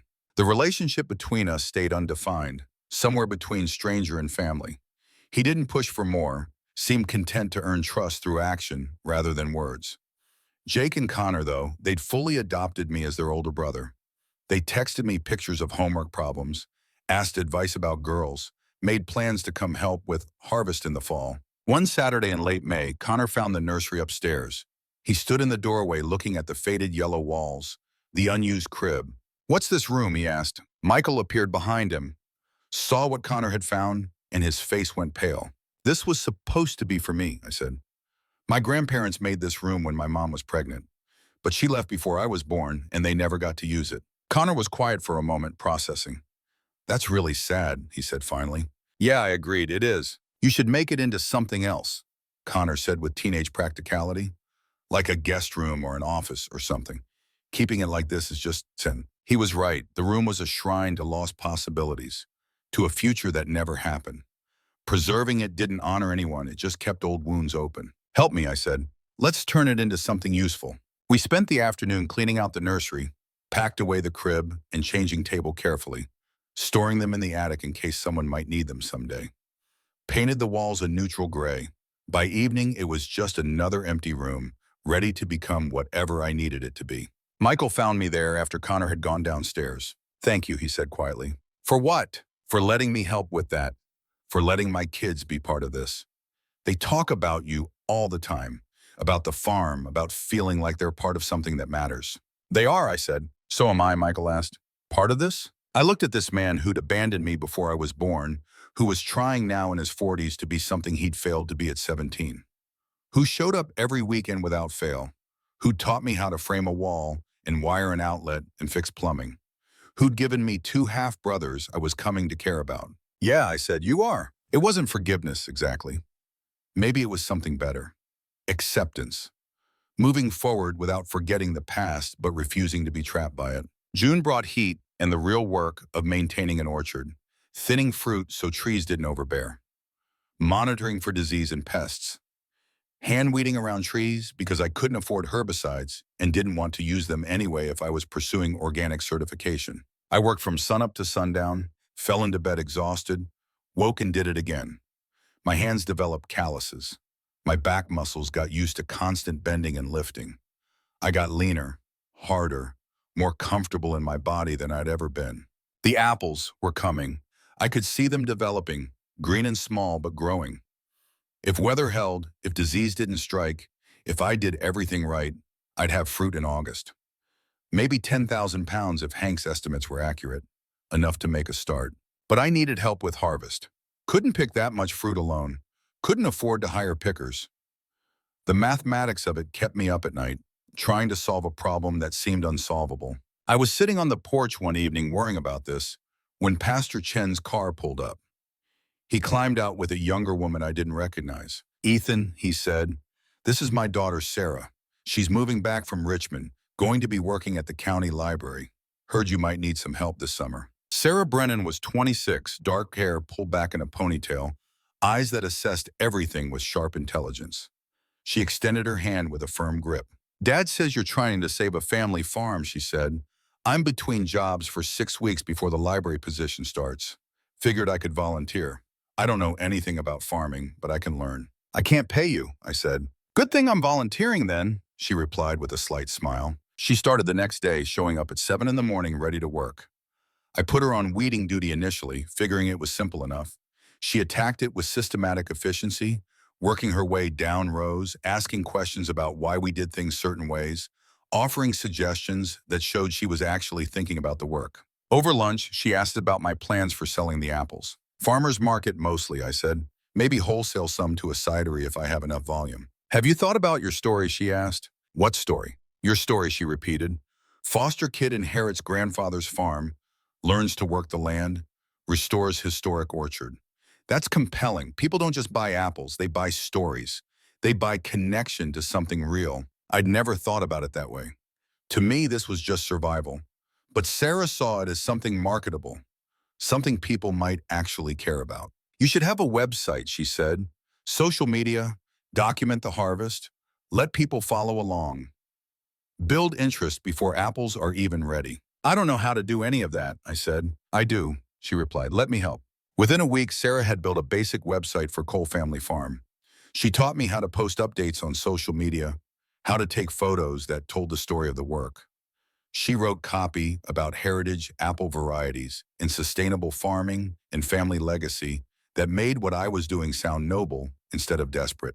People started following along. Local food bloggers, farmers market regulars, people interested in agricultural preservation. By mid-July, I had 600 followers watching my journey, commenting encouragement, asking when apples would be available. Sarah and I fell into a rhythm working together. She was smart and funny and didn't treat me like a charity case. She asked hard questions about my business model, pushed me to think beyond just this year's harvest to long-term sustainability. One evening, we were sitting on the porch after a long day, drinking lemonade and watching fireflies emerge in the dusk. Why'd you come back from Richmond? I asked. Dad said you had a good job there. I had a corporate job, she said. Good money, nice apartment, all the things you're supposed to want, but I was miserable. Sitting in meetings that didn't matter, working on projects I didn't care about, living in a city where I didn't know my neighbors. I wanted something real. Is this real enough for you? I asked, gesturing at the farm. She smiled. More real than anything I've done in years. We sat in comfortable silence, watching darkness settle over the fields. Something was developing between us, attraction and respect in the easy compatibility of people who work well together. But I was too focused on survival to think much about relationships, too aware of my own precarious situation to imagine I had anything to offer someone like her. August arrived with heat that shimmered off the fields in visible waves. The apples swelled and started to color. Arkansas black turning deep maroon, wine sap blushing red, Roxbury russet developing its characteristic bronze skin. Hank walked the orchard with me, examining fruit with professional eye. "You've got a crop here," he said with satisfaction. "Not huge, but good quality. Maybe 8,000 pounds instead of 10, but that's normal for first year after restoration." "You did good, Ethan." 8,000 pounds. At $2 a pound, if I could sell direct at farmer's market, that was $16,000 gross. Minus expenses, maybe 10,000 net. Enough to survive the winter. Enough to prove the farm could work. But only if I could harvest it all before it fell and rotted. Only if I could get it to market. Only if people actually bought it. The community rallied again. Word spread that Cole Farm needed pickers. People offered to help, same way they'd helped rebuild the barn. We set a date for the first weekend of harvest. Saturday and Sunday, August 15th and 16th, all hands welcome. Friday night before harvest, I couldn't sleep. I walked through the orchard in darkness, flashlight beam catching apples hanging heavy on branches. Tomorrow we'd start picking. Tomorrow would prove whether this whole crazy year had been worth it. I stood under the oldest tree, a wine sap that Walter's father had planted 70 years ago, and thought about all the harvests it had seen, all the hands that had picked its fruit, all the seasons it had survived. The tree didn't care whether I succeeded or failed. It would grow and fruit according to its nature, indifferent to economics or human drama. There was something comforting in that. The work itself mattered, regardless of outcome. I put my hand on the rough bark, feeling the life in it, the patient endurance of growing things. "Okay," I said quietly. "Let's see what we can do." Saturday morning came clear and cool, perfect picking weather. By 8 o'clock, my yard was full of trucks and people. Hank and Linda with their church group. Michael and the boys with contractor friends. Marcus with his army buddies. Sarah with college friends from Richmond who'd driven up to help. Dr. Martinez and students from the extension program. Even Ruth Ann from the general store, too old to climb ladders but organizing lunch preparation. Maybe 50 people all together come to pick apples for a kid they barely knew, for a farm that might fail, for a legacy that belonged to a dead man who'd believed in second chances. Pastor Chen said a blessing before we started, thanking God for the harvest and the hands that would gather it and the community that made such work possible. Then we spread out through the orchard, buckets and bags in hand, and started picking. The work was hard and hot and repetitive. Reach, twist, place gently in bucket, repeat. Climb ladder, fill bags, carry to collection bins. Sort by variety and quality. Stack crates in the barn where it was cool.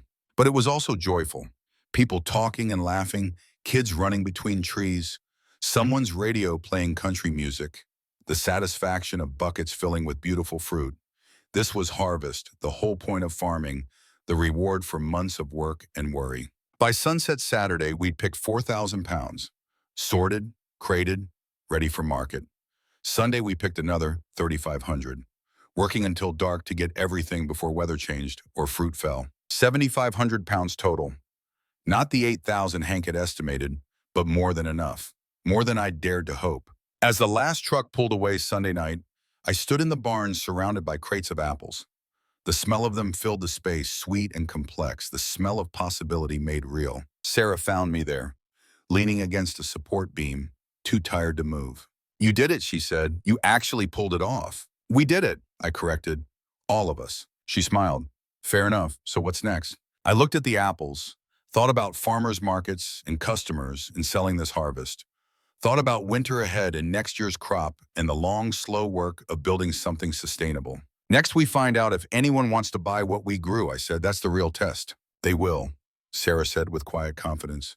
"Trust me, they will." I wanted to believe her. Standing there in my grandfather's barn with a harvest I'd grown on land that was mine, I let myself believe. Just for a moment. Just long enough to feel what success might taste like. Tomorrow, the real work would begin. Selling, planning, preparing for winter and another year. But tonight, I'd survived my first harvest. Tonight, I'd proven something to myself and to the community that had invested in me. Tonight, I was a farmer, and Cole land had produced again. Just like it had for more than 100 years. Just like I'd make sure it would for 100 more. The farmer's market opened at 7 on Saturday mornings, but I arrived at 5:30 with my truck bed full of crates. Sarah had convinced me to invest in proper display materials. wooden boxes that showed the apples to their best advantage, hand-painted signs identifying each variety with descriptions she'd written. Arkansas Black, deep wine red, complex flavor with notes of spice. Wine Sap, classic American apple, perfect for eating fresh or baking. Roxbury Russet, America's oldest apple variety, grown since 1649. The market manager, a woman named Claire who'd run the operation for 15 years, helped me set up in the prime spot she'd reserved, corner location where foot traffic from two directions would see my display. She picked up an Arkansas Black, examined it with professional eye. Beautiful fruit, she said. Your grandfather would be proud. These are better than anything he ever brought to market. And Walter Cole grew some of the finest apples in the valley. People started arriving around 6:30, other vendors setting up their stalls. The honey woman I'd met in May stopped by, nodded approval at my display. Good presentation, she said. You'll do fine. Just remember, people buy from farmers they connect with. Don't just stand there. Talk to them. Tell them about your orchard. At 7, the market opened to customers. For the first 15 minutes, people browsed without buying, picking up apples, setting them down, moving on. I watched my carefully harvested fruit being handled and rejected, felt panic rising. What if nobody bought? What if I'd grown 7,000 pounds of apples nobody wanted? Then an elderly couple stopped at my table.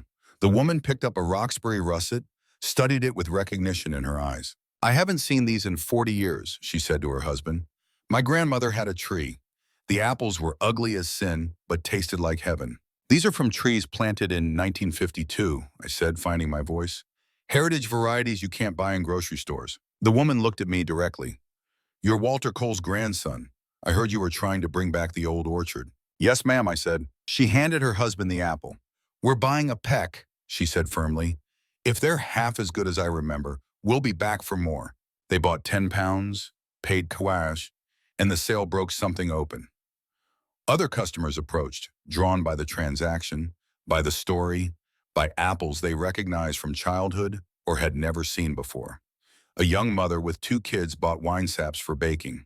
A chef from a farm-to-table restaurant in Harrisonburg bought 20 pounds of mixed varieties, left his card, and said he'd take regular deliveries if quality stayed consistent. By 9 o'clock, I'd sold 300 pounds.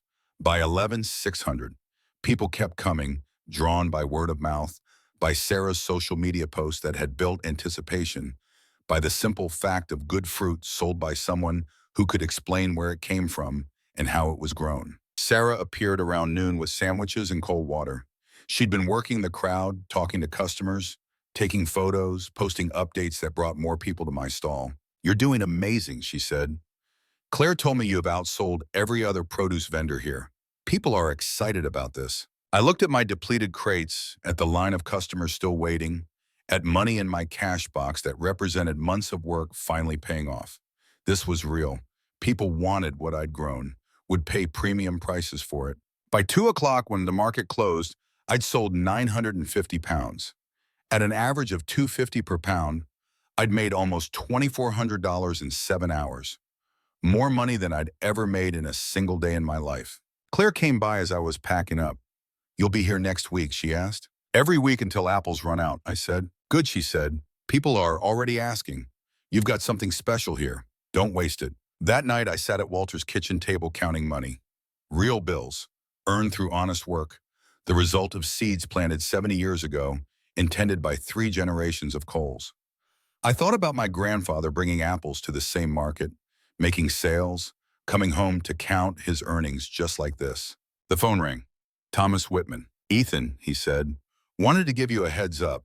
Shenandoah Development called my office today. They're not happy you turned down their offer. They're asking questions about whether you've met the terms of Walter's will. Looking for technicalities. What kind of technicalities, I asked. Any kind, Whitman said. Whether you've truly lived on the property, whether you've made meaningful improvements. They're trying to find an angle to challenge your claim. I don't think they'll find one, but document everything. Keep receipts, take photos, maintain records. Don't give them an opening. After hanging up, I went through my files, organizing everything I had. Receipts for repairs, photos of the barn reconstruction, market sales records, applications for farming grants, Evidence that I'd not just occupied the land, but actively worked it. But a cold dread settled in my stomach. These developers had money and lawyers and motivation.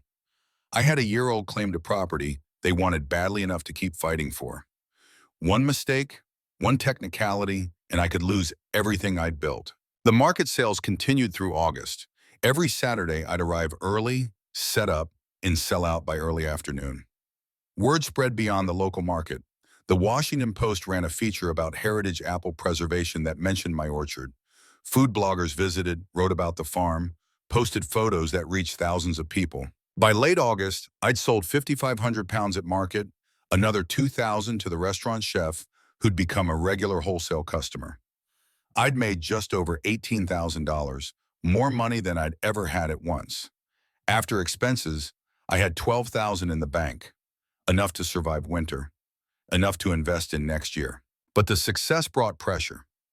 Customers wanted more varieties. Restaurants wanted consistent supply. The local cidery wanted to contract for next year's entire second-grade fruit. Everyone had expectations now, and I had to deliver or lose the reputation I'd built. Sarah and I spent evenings planning for next year. She'd been offered the library job officially, but had started talking about staying involved with the farm. Marketing coordinator, she called it.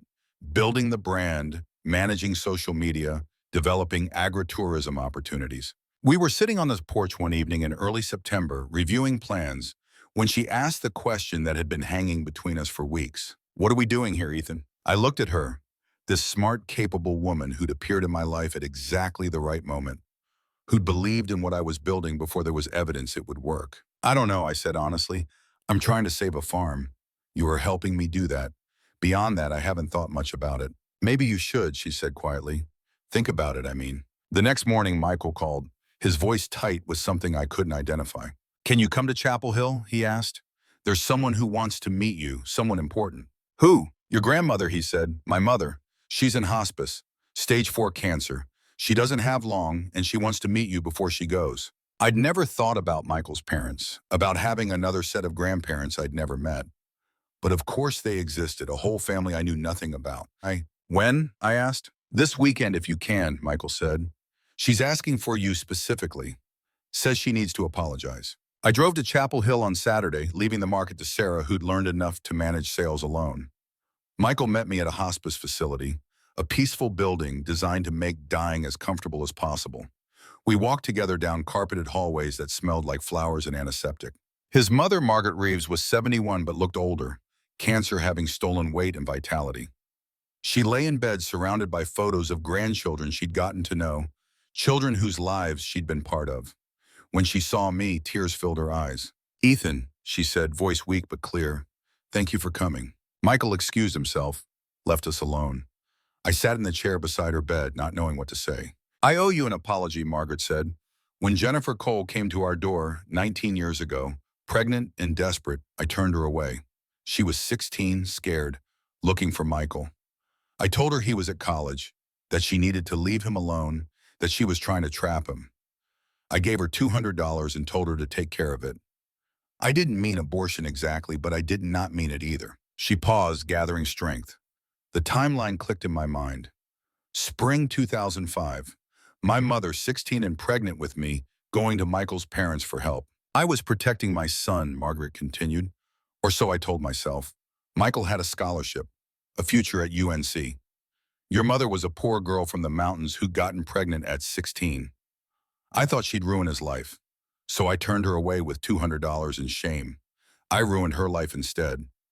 And yours." She reached for my hand with fingers like bird bones. "I can't undo that," she said. "Can't give you back the childhood you should have had. But I can tell you I'm sorry, profoundly sorry. And I can tell you that your family, my grandson, whether I deserve you or not." I sat there holding this dying woman's hand, processing information that rearranged everything I'd thought I knew.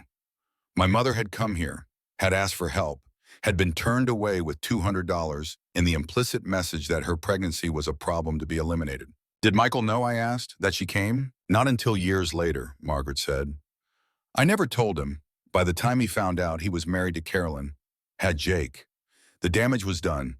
He tried to find you then, tried to make it right, but Jennifer had moved, changed her name, disappeared into the system.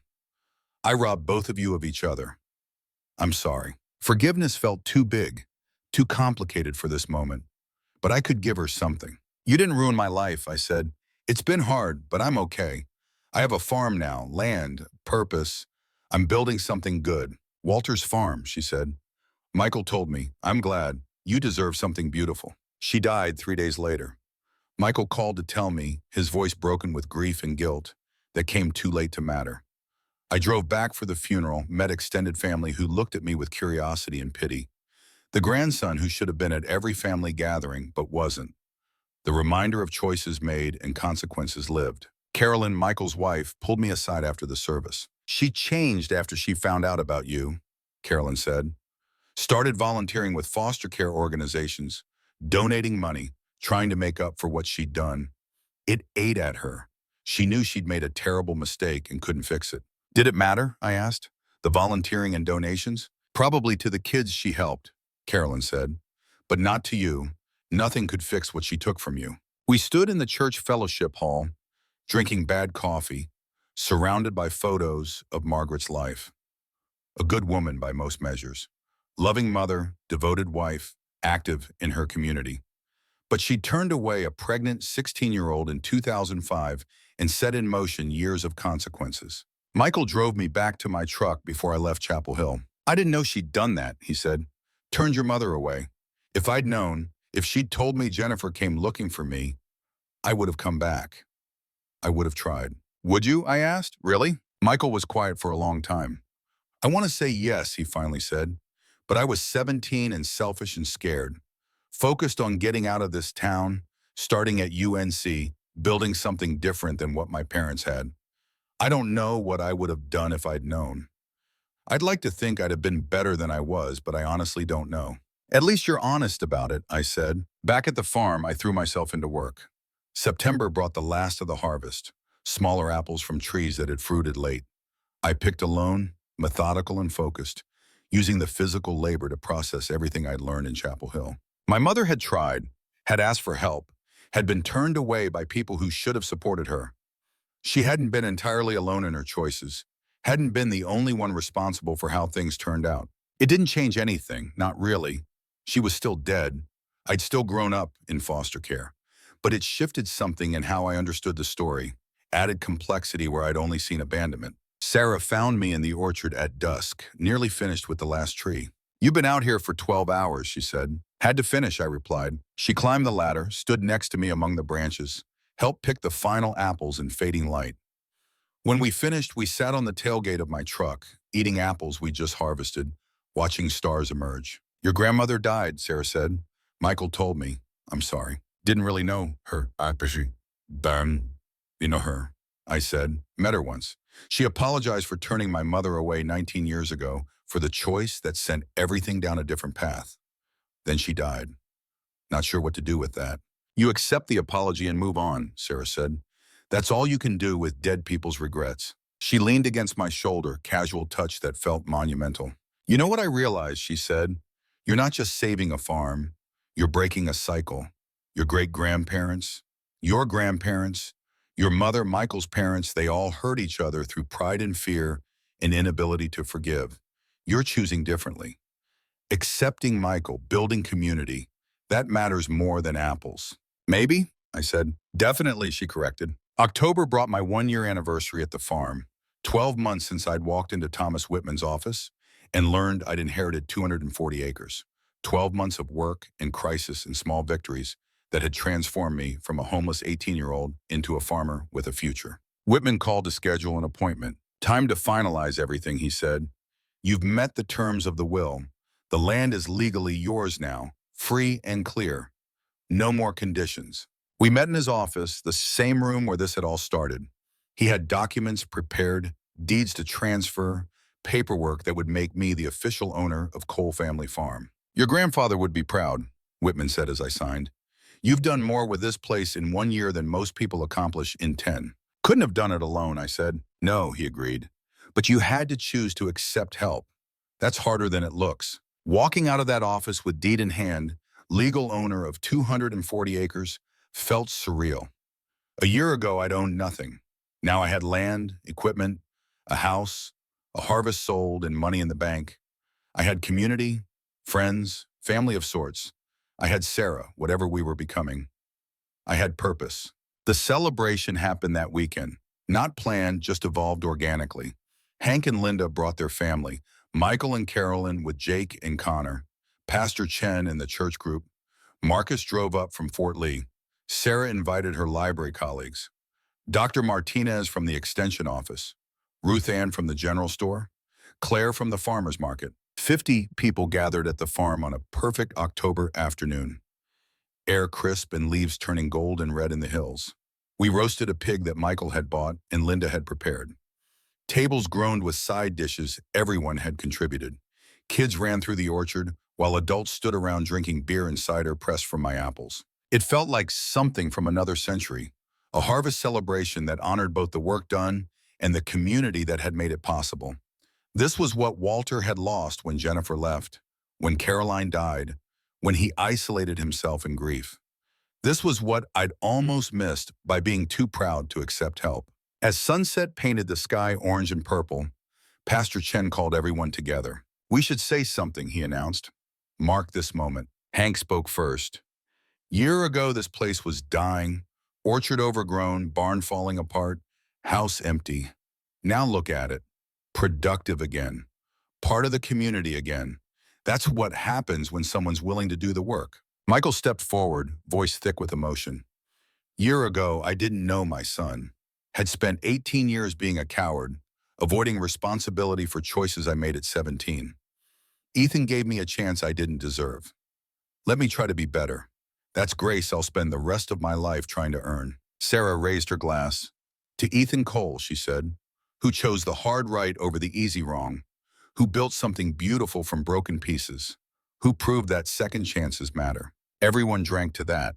Then they looked at me, waiting for me to say something. I stood there surrounded by people who'd become my family, standing on land that was mine, in front of an orchard I'd restored and a barn we'd rebuilt together. "A year ago I was homeless," I said, "had $300 and no future. Then a grandfather I never met gave me everything he had, not just land, a chance. He believed I could do this when I didn't believe it myself. So did all of you. You showed up, helped rebuild, taught me, bought my apples. You made this possible." I had to stop, overwhelmed. Sarah squeezed my hand. "This farm isn't just mine," I continued. "It belongs to all of us, everyone who's invested in it. Thank you for everything." The party continued into the night. Marcus and I sat by the fire pit, drinking and talking the way we had at the group home, except now we had real things to talk about. Futures instead of just survival. "You did it, man," Marcus said. "Actually pulled it off. I'm proud of you." "Couldn't have done it without you," I said. "All those weekends helping with fences and harvest. That's what brothers do," Marcus said. "You'd do the same for me." Would I wondered. A year ago, I'd been so focused on my own survival, I couldn't imagine having anything to offer anyone else. Now I had resources, land, community, the ability to help others the way I'd been helped. An idea started forming, something I'd been thinking about without fully acknowledging. The farm was big enough for more than just me. The barn could house more than equipment. What if this place became something bigger? What if I used it to help other kids aging out of foster care? I filed the thought away to develop later. Tonight was for celebrating what had been accomplished. Tomorrow I could start planning what came next. Sarah and I were the last ones awake, sitting on the porch as everyone else had gone home or crashed in spare bedrooms. She'd had too much cider, was leaning against me, warm and solid and present. "This was a good day," she said. "Best day," I agreed. "There'll be more," she said. "Good days, I mean. You've built something that'll last." I hoped she was right. Hoped this wasn't just a moment of triumph before everything fell apart again. But sitting there in the darkness with Sarah beside me and my land stretching out in all directions, I let myself believe. Let myself imagine a future that included more harvests, more celebrations, more days when hard work paid off and community gathered to honor it. The next morning, hungover and happy, I walked the orchard alone. Most of the fruit was gone, picked and sold and eaten. The trees were preparing for dormancy, leaves turning, sap slowing, settling in for winter. They'd done their job, produced fruit from flowers, converted sun and soil into something nourishing. Now they'd rest, and in spring they'd wake and do it all again. That was the cycle: plant, Tend, harvest, rest, repeat, forever if you did it right. I understood now why Walter had held on to this place through everything, why he'd worked until his body gave out, why he'd maintained equipment for a grandson he'd never met.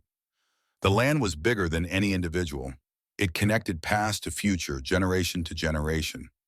Working it was a trust, a responsibility, a privilege. I was a steward now, not just an owner. The land would outlast me the same way it had outlasted Walter and Robert and James. My job was to tend it well, improve it if possible, and pass it on better than I'd received it. Standing there among apple trees planted by men who'd been dead for decades, I made a silent promise. To Walter, to all the Coles who'd worked this ground, I'd hold the line. I'd keep this place productive and beautiful. I'd make it mean something. And maybe, if I was lucky, I'd find someone to pass it to when my time came. Someone who'd care for it the way I was learning to. Someone who'd understand that land wasn't just property, it was legacy. The thought didn't scare me anymore. The future, the responsibility, the weight of it all. I was ready.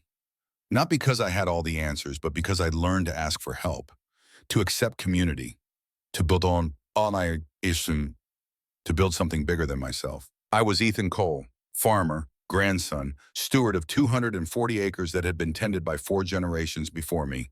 And I was just getting started. Winter settled over the farm like a blessing I hadn't known I needed. The frantic pace of harvest and market season gave way to quieter rhythms. Pruning, planning, sitting at Walter's kitchen table with notebooks and spreadsheets, mapping out year 2 with a confidence born from having survived year 1. The idea that had started at the harvest celebration wouldn't leave me alone. Every time I walked past the barn, now rebuilt and largely empty except for equipment, I imagined it transformed. Bunkhouse, common space, a place where kids aging out of foster care could learn to work land, could find the same purpose and belonging that had saved me. I mentioned it to Sarah over dinner one night in November. We'd fallen into a routine of cooking together at the farmhouse a few times a week, relationship evolving in the undefined space between friendship and something more. What if this place became bigger than just me, I said. What if I created a program for foster kids? Teach them farming, give them housing and skills, and a chance. Sarah set down her fork, studied me with those sharp eyes that saw through pretense. That's a beautiful idea, she said. Also complicated and expensive and would require nonprofit status and insurance, and probably licensing. Have you thought about any of that? No, I admitted. Just the concept. Then let's think about it properly, she said. If you're serious. We spent the winter researching. Agricultural therapy programs existed in other states, teaching farming to at-risk youth, veterans with PTSD, people in recovery. The model worked if structured right, provided real skills, therapeutic benefit, sense of purpose. Dr. Martinez connected me with someone at Virginia Department of Agriculture who explained the grant landscape. There was money available for programs that addressed both agricultural preservation and social services. Not huge amounts, but enough to get started if I had matching funds.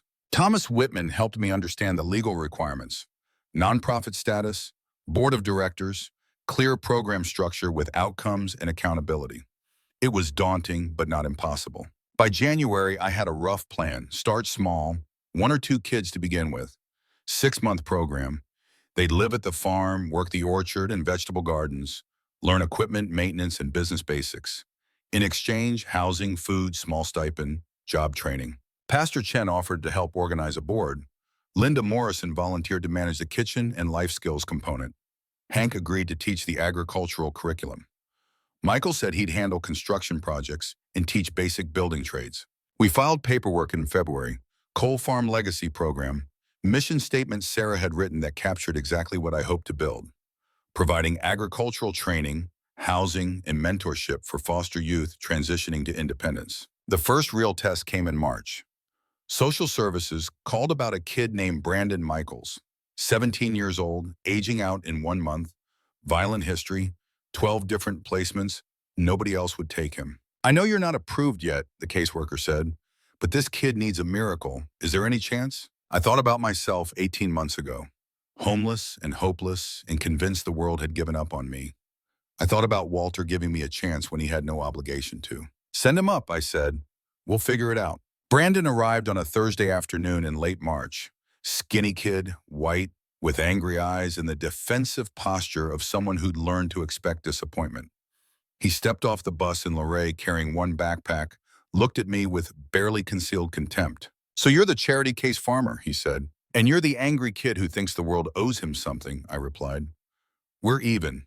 Come on, I'll show you the farm." The barn had been converted into basic living space. Not fancy, just a room with a bed, desk, small bathroom. More than Brandon had ever had that was his own, but he wouldn't admit that. "What's the catch?" he asked, looking around suspiciously. "No catch," I said. "You work 6 days a week, 6 in the morning until 6 at night. Farm doesn't care about your attitude. Crops don't grow themselves. You pull your weight or you leave. And if I don't want to work, then you're back on that bus tomorrow," I said. "Your choice." He stayed, barely. The first 2 weeks were brutal. Brandon refused to wake up on time, half-assed every task, mouthed off constantly. I lost my temper more than once, had to walk away before saying things I'd regret. Hank, with more patience than I had, worked with Brandon on equipment maintenance. Taught him how engines worked, how to troubleshoot problems, skills that required focus and precision. Brandon was smart, picked things up quickly when he actually tried. But he was also deeply damaged. Flinched at loud noises, had nightmares that woke the whole barn. Didn't trust kindness, because kindness in his experience always came with strings attached. 3 weeks in, I found him in the orchard smoking weed, in the barn, near dry wood and hay, after we'd lost the barn to fire just a year ago. I exploded, screamed at him about responsibility and disrespect and how he was throwing away an opportunity most kids would kill for. Told him he was ungrateful and selfish, and maybe the system was right about him being too damaged to help. Brandon stood up, got in my face. "You don't know anything about me," he shouted, "about what I've been through. You're just doing this to feel good about yourself, to prove you're better than the people who gave up on you. But you're not better. You're just luckier." "Am I?" I yelled back. "Because I was you, asshole. 18 months ago, I was homeless, sleeping in parking garages, working for cash under the table. I got one chance because a dead old man believed in me. Now I'm giving you that chance, but I can't force you to take it." We stood there, breathing hard, staring each other down. Then Brandon's face crumpled. "I don't know how to do this," he said quietly. "Farm shit, normal life shit. I've been in the system since I was 6. I don't know how to be okay." "Neither did I said, anger draining away. "Still don't most days, but we'll figure it out together. Deal?" He nodded and something shifted between us. Not trust exactly, but the possibility of trust. After that, Brandon tried, really tried, still rough around the edges, still carrying damage that would take years to heal. But he showed up, did the work, asked questions, started to believe maybe he deserved a place in the world after all. Sarah launched the program's website in April, told Brandon's story alongside mine. Not exploitative, just honest about what we were trying to build. Donations started coming in, small amounts mostly, $20 here, $50 there, but it added up. People wanted to support second chances. The nonprofit status came through in May. Official recognition that Coal Farm Legacy Program was real, legitimate, tax-exempt. Pastor Chen organized a board meeting in my kitchen, 5 people committed to governance and oversight. "This is happening," Sarah said after everyone left. "You're really doing this." "We're really doing this," I corrected. "None of this works without you." She kissed me then. First real kiss after months of dancing around what we were becoming. It felt like harvest and planting at the same time, ending and beginning, the natural progression of things that grow if you tend them right. The second cohort arrived in June. 2 more kids. Destiny Jones, 18, black, 7 months pregnant with nowhere to go. Carlos Hernandez, 17, undocumented foster kid terrified of deportation. They joined Brandon in the barn that had become dormitory, mess hall, classroom. Teaching 3 damaged kids to work land while maintaining the orchard was chaos. Personality conflicts, trauma responses, kids who didn't trust each other or me, or the whole concept of stability. But slowly, through shared work and shared meals, and the simple rhythm of farm life, something started to coalesce. Brandon taught Carlos how to fix the tractor when it broke down. Destiny, despite pregnancy, worked harder than anyone, determined to prove she could provide for her baby. Carlos discovered a gift for growing things, spent hours in the vegetable garden we'd expanded. coaxing plants to production with patient attention. Destiny went into labor in late July, earlier than expected. We rushed her to the hospital in Harrisonburg, all of us, farmers and foster kids piling into trucks. Linda Morrison met us there, having somehow heard and mobilized the church ladies. The baby arrived at 3 in the morning, tiny, premature, but healthy. A boy. Destiny held him and cried, not sad tears, but overwhelmed ones. "What are you naming him?" Sarah asked gently. "Walter?" Destiny said, looking at me. "If that's okay." After the man who started all this. I had to leave the room, overcome with emotion too big for that sterile hospital space. Stood in the hallway struggling to breathe while Sarah found me, held me while I fell apart. That baby represented everything the program could be. Not just job training or housing, but hope. The possibility that cycles could be broken, that kids born into impossible circumstances could build something different. August brought second harvest, this time with actual help. Brandon, Carlos, and Destiny with baby Walter strapped to her chest, all of us working the orchard together. The kids had learned to prune and thin and recognize when fruit was ready. They'd invested in these trees, this harvest, in ways that went beyond labor. Marcus visited during harvest, bringing his National Guard unit for a weekend. Soldiers and foster kids working side by side, filling crates with apples that represented months of patient work. "This is incredible," Marcus said, surveying the operation. "You built something real here, man, something that matters." "We built it," I said, "all of us." The market season was stronger than year one. Established customers returned, brought friends. The social media following Sarah had built meant people showed up specifically to buy Cole Farm apples, to support the program, to be part of the story. By September, we'd sold 8,000 pounds at market, contracted another 4,000 to restaurants and the cidery. Revenue exceeded $25,000. After expenses, the farm was solidly profitable. The program, supported by grants and donations, was sustainable. But success brought complications. More kids wanted to join. Social services had a waiting list. We didn't have space for more than 3 at a time, didn't have the resources or supervision to scale up responsibly. "You're going to need to expand," Dr. Martinez said when she visited in October. "Build proper dormitory space, hire staff, create a real infrastructure." The thought was overwhelming. I'd spent 2 years just trying to survive, to prove the farm could work. Now people wanted me to build an institution. "One step at a time," Sarah counseled. "You don't have to solve everything today." Michael showed up that weekend with architectural drawings. He'd been working on them for months, he admitted. Plans for converting the upper barn level into proper dormitory with 6 beds, bathroom facilities, common space. Also plans for a small commercial kitchen, classroom building, workshop. "This is what it could look like," he said.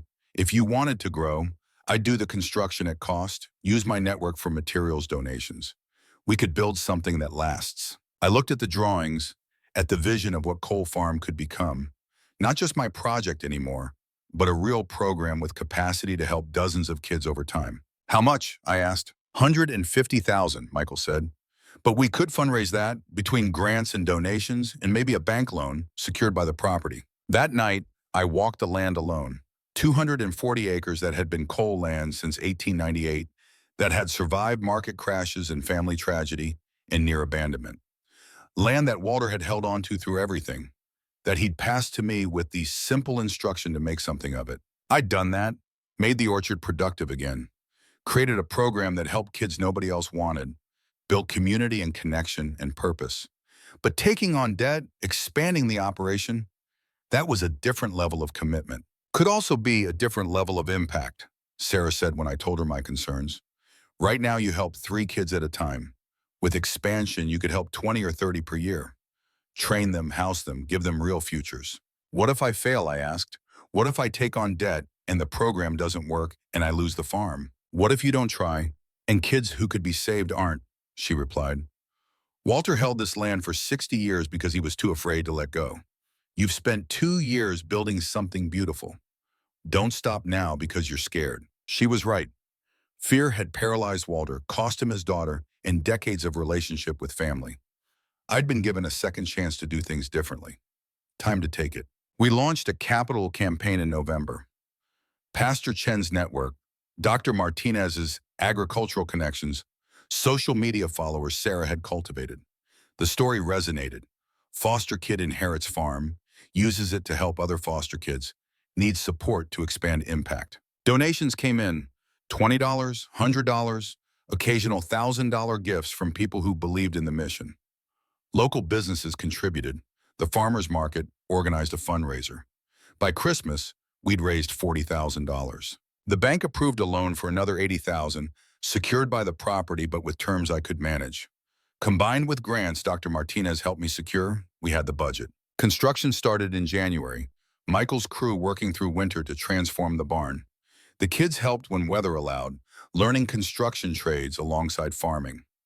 By March, we had dormitory space for 8, commercial kitchen, classroom, workshop. Applications flooded in. Social services wanted to send 6 kids immediately.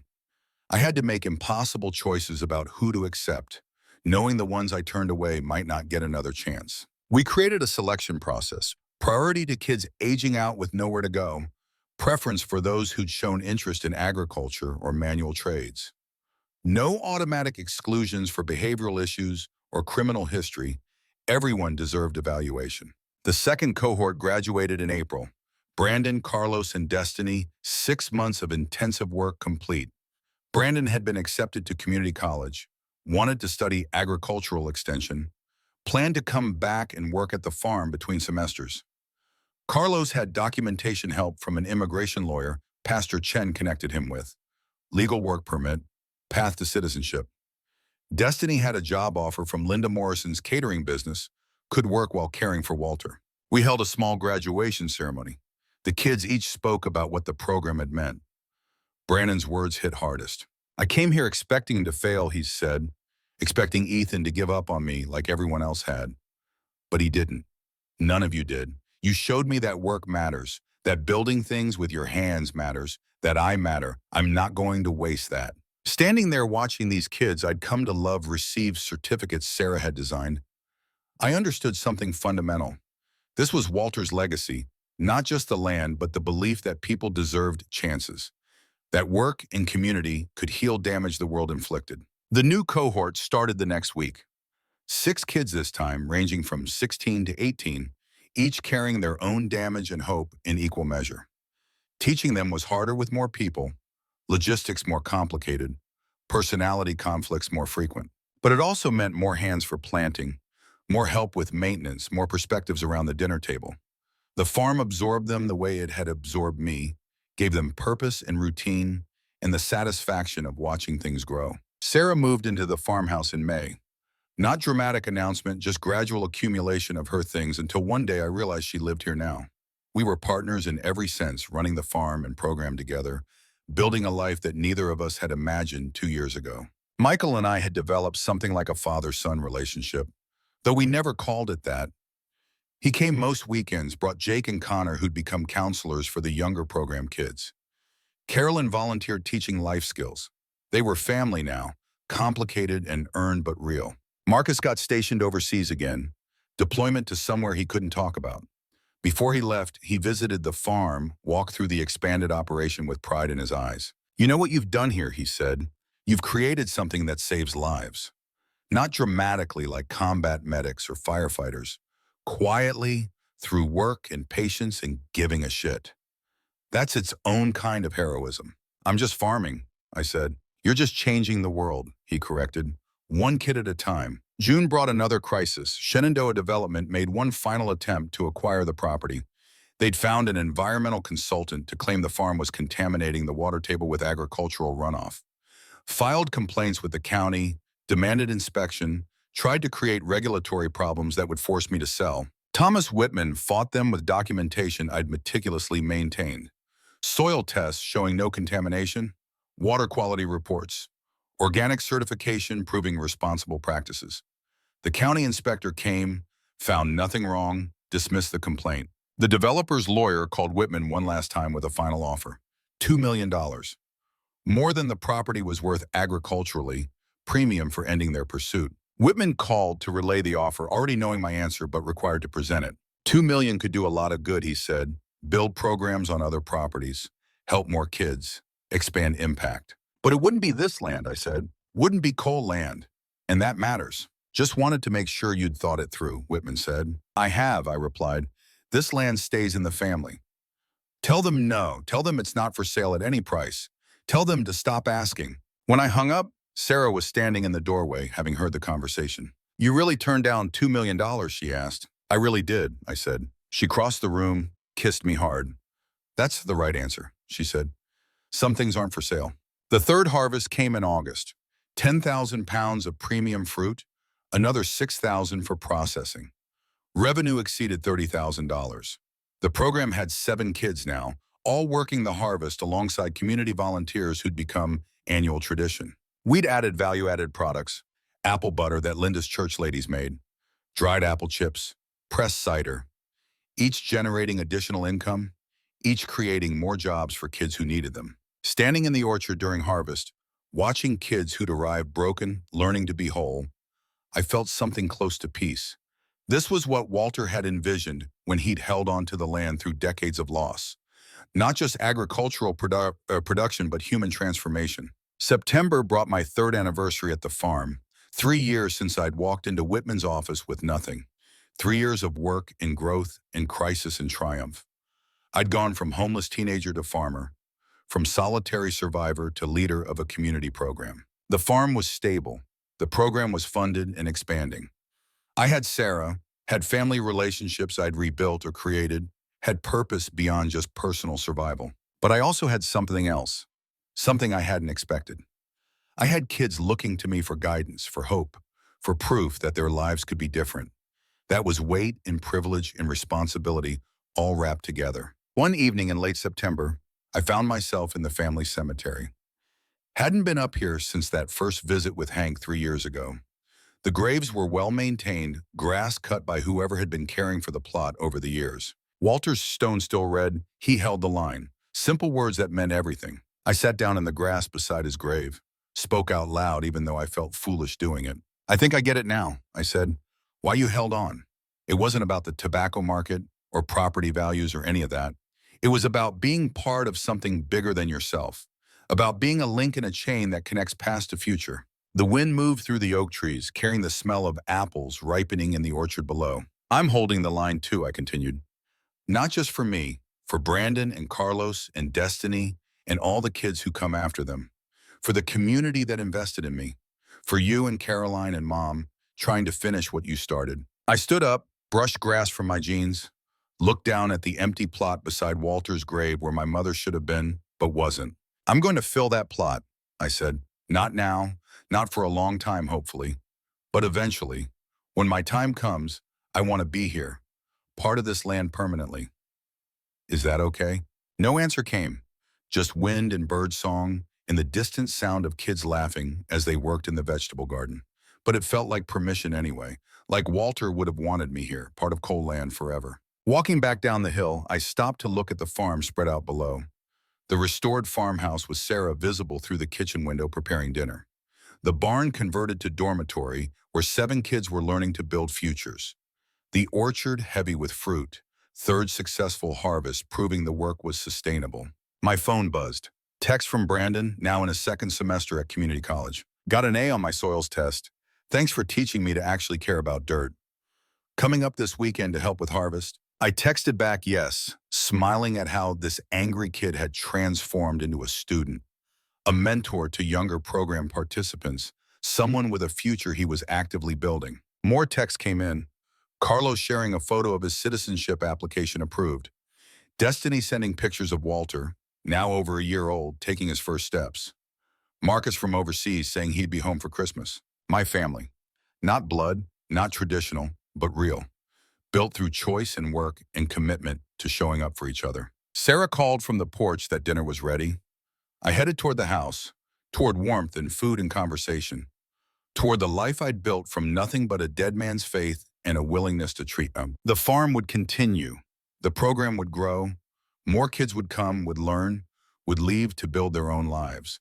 The orchard would produce season after season as long as someone tended it properly. That someone was me. For now. Eventually, I'd pass the responsibility to whoever came next. Maybe one of the program kids would want it. Maybe my own children someday. if Sarah and I went that direction. Maybe someone I hadn't met yet who'd need it the way I had needed it. But that was future worry. Tonight was for gratitude, for sitting at Walter's table with people I loved, eating food we'd grown, celebrating another harvest gathered and another year survived. Tomorrow, I'd wake at dawn and start again. Pruning, planting, teaching, building.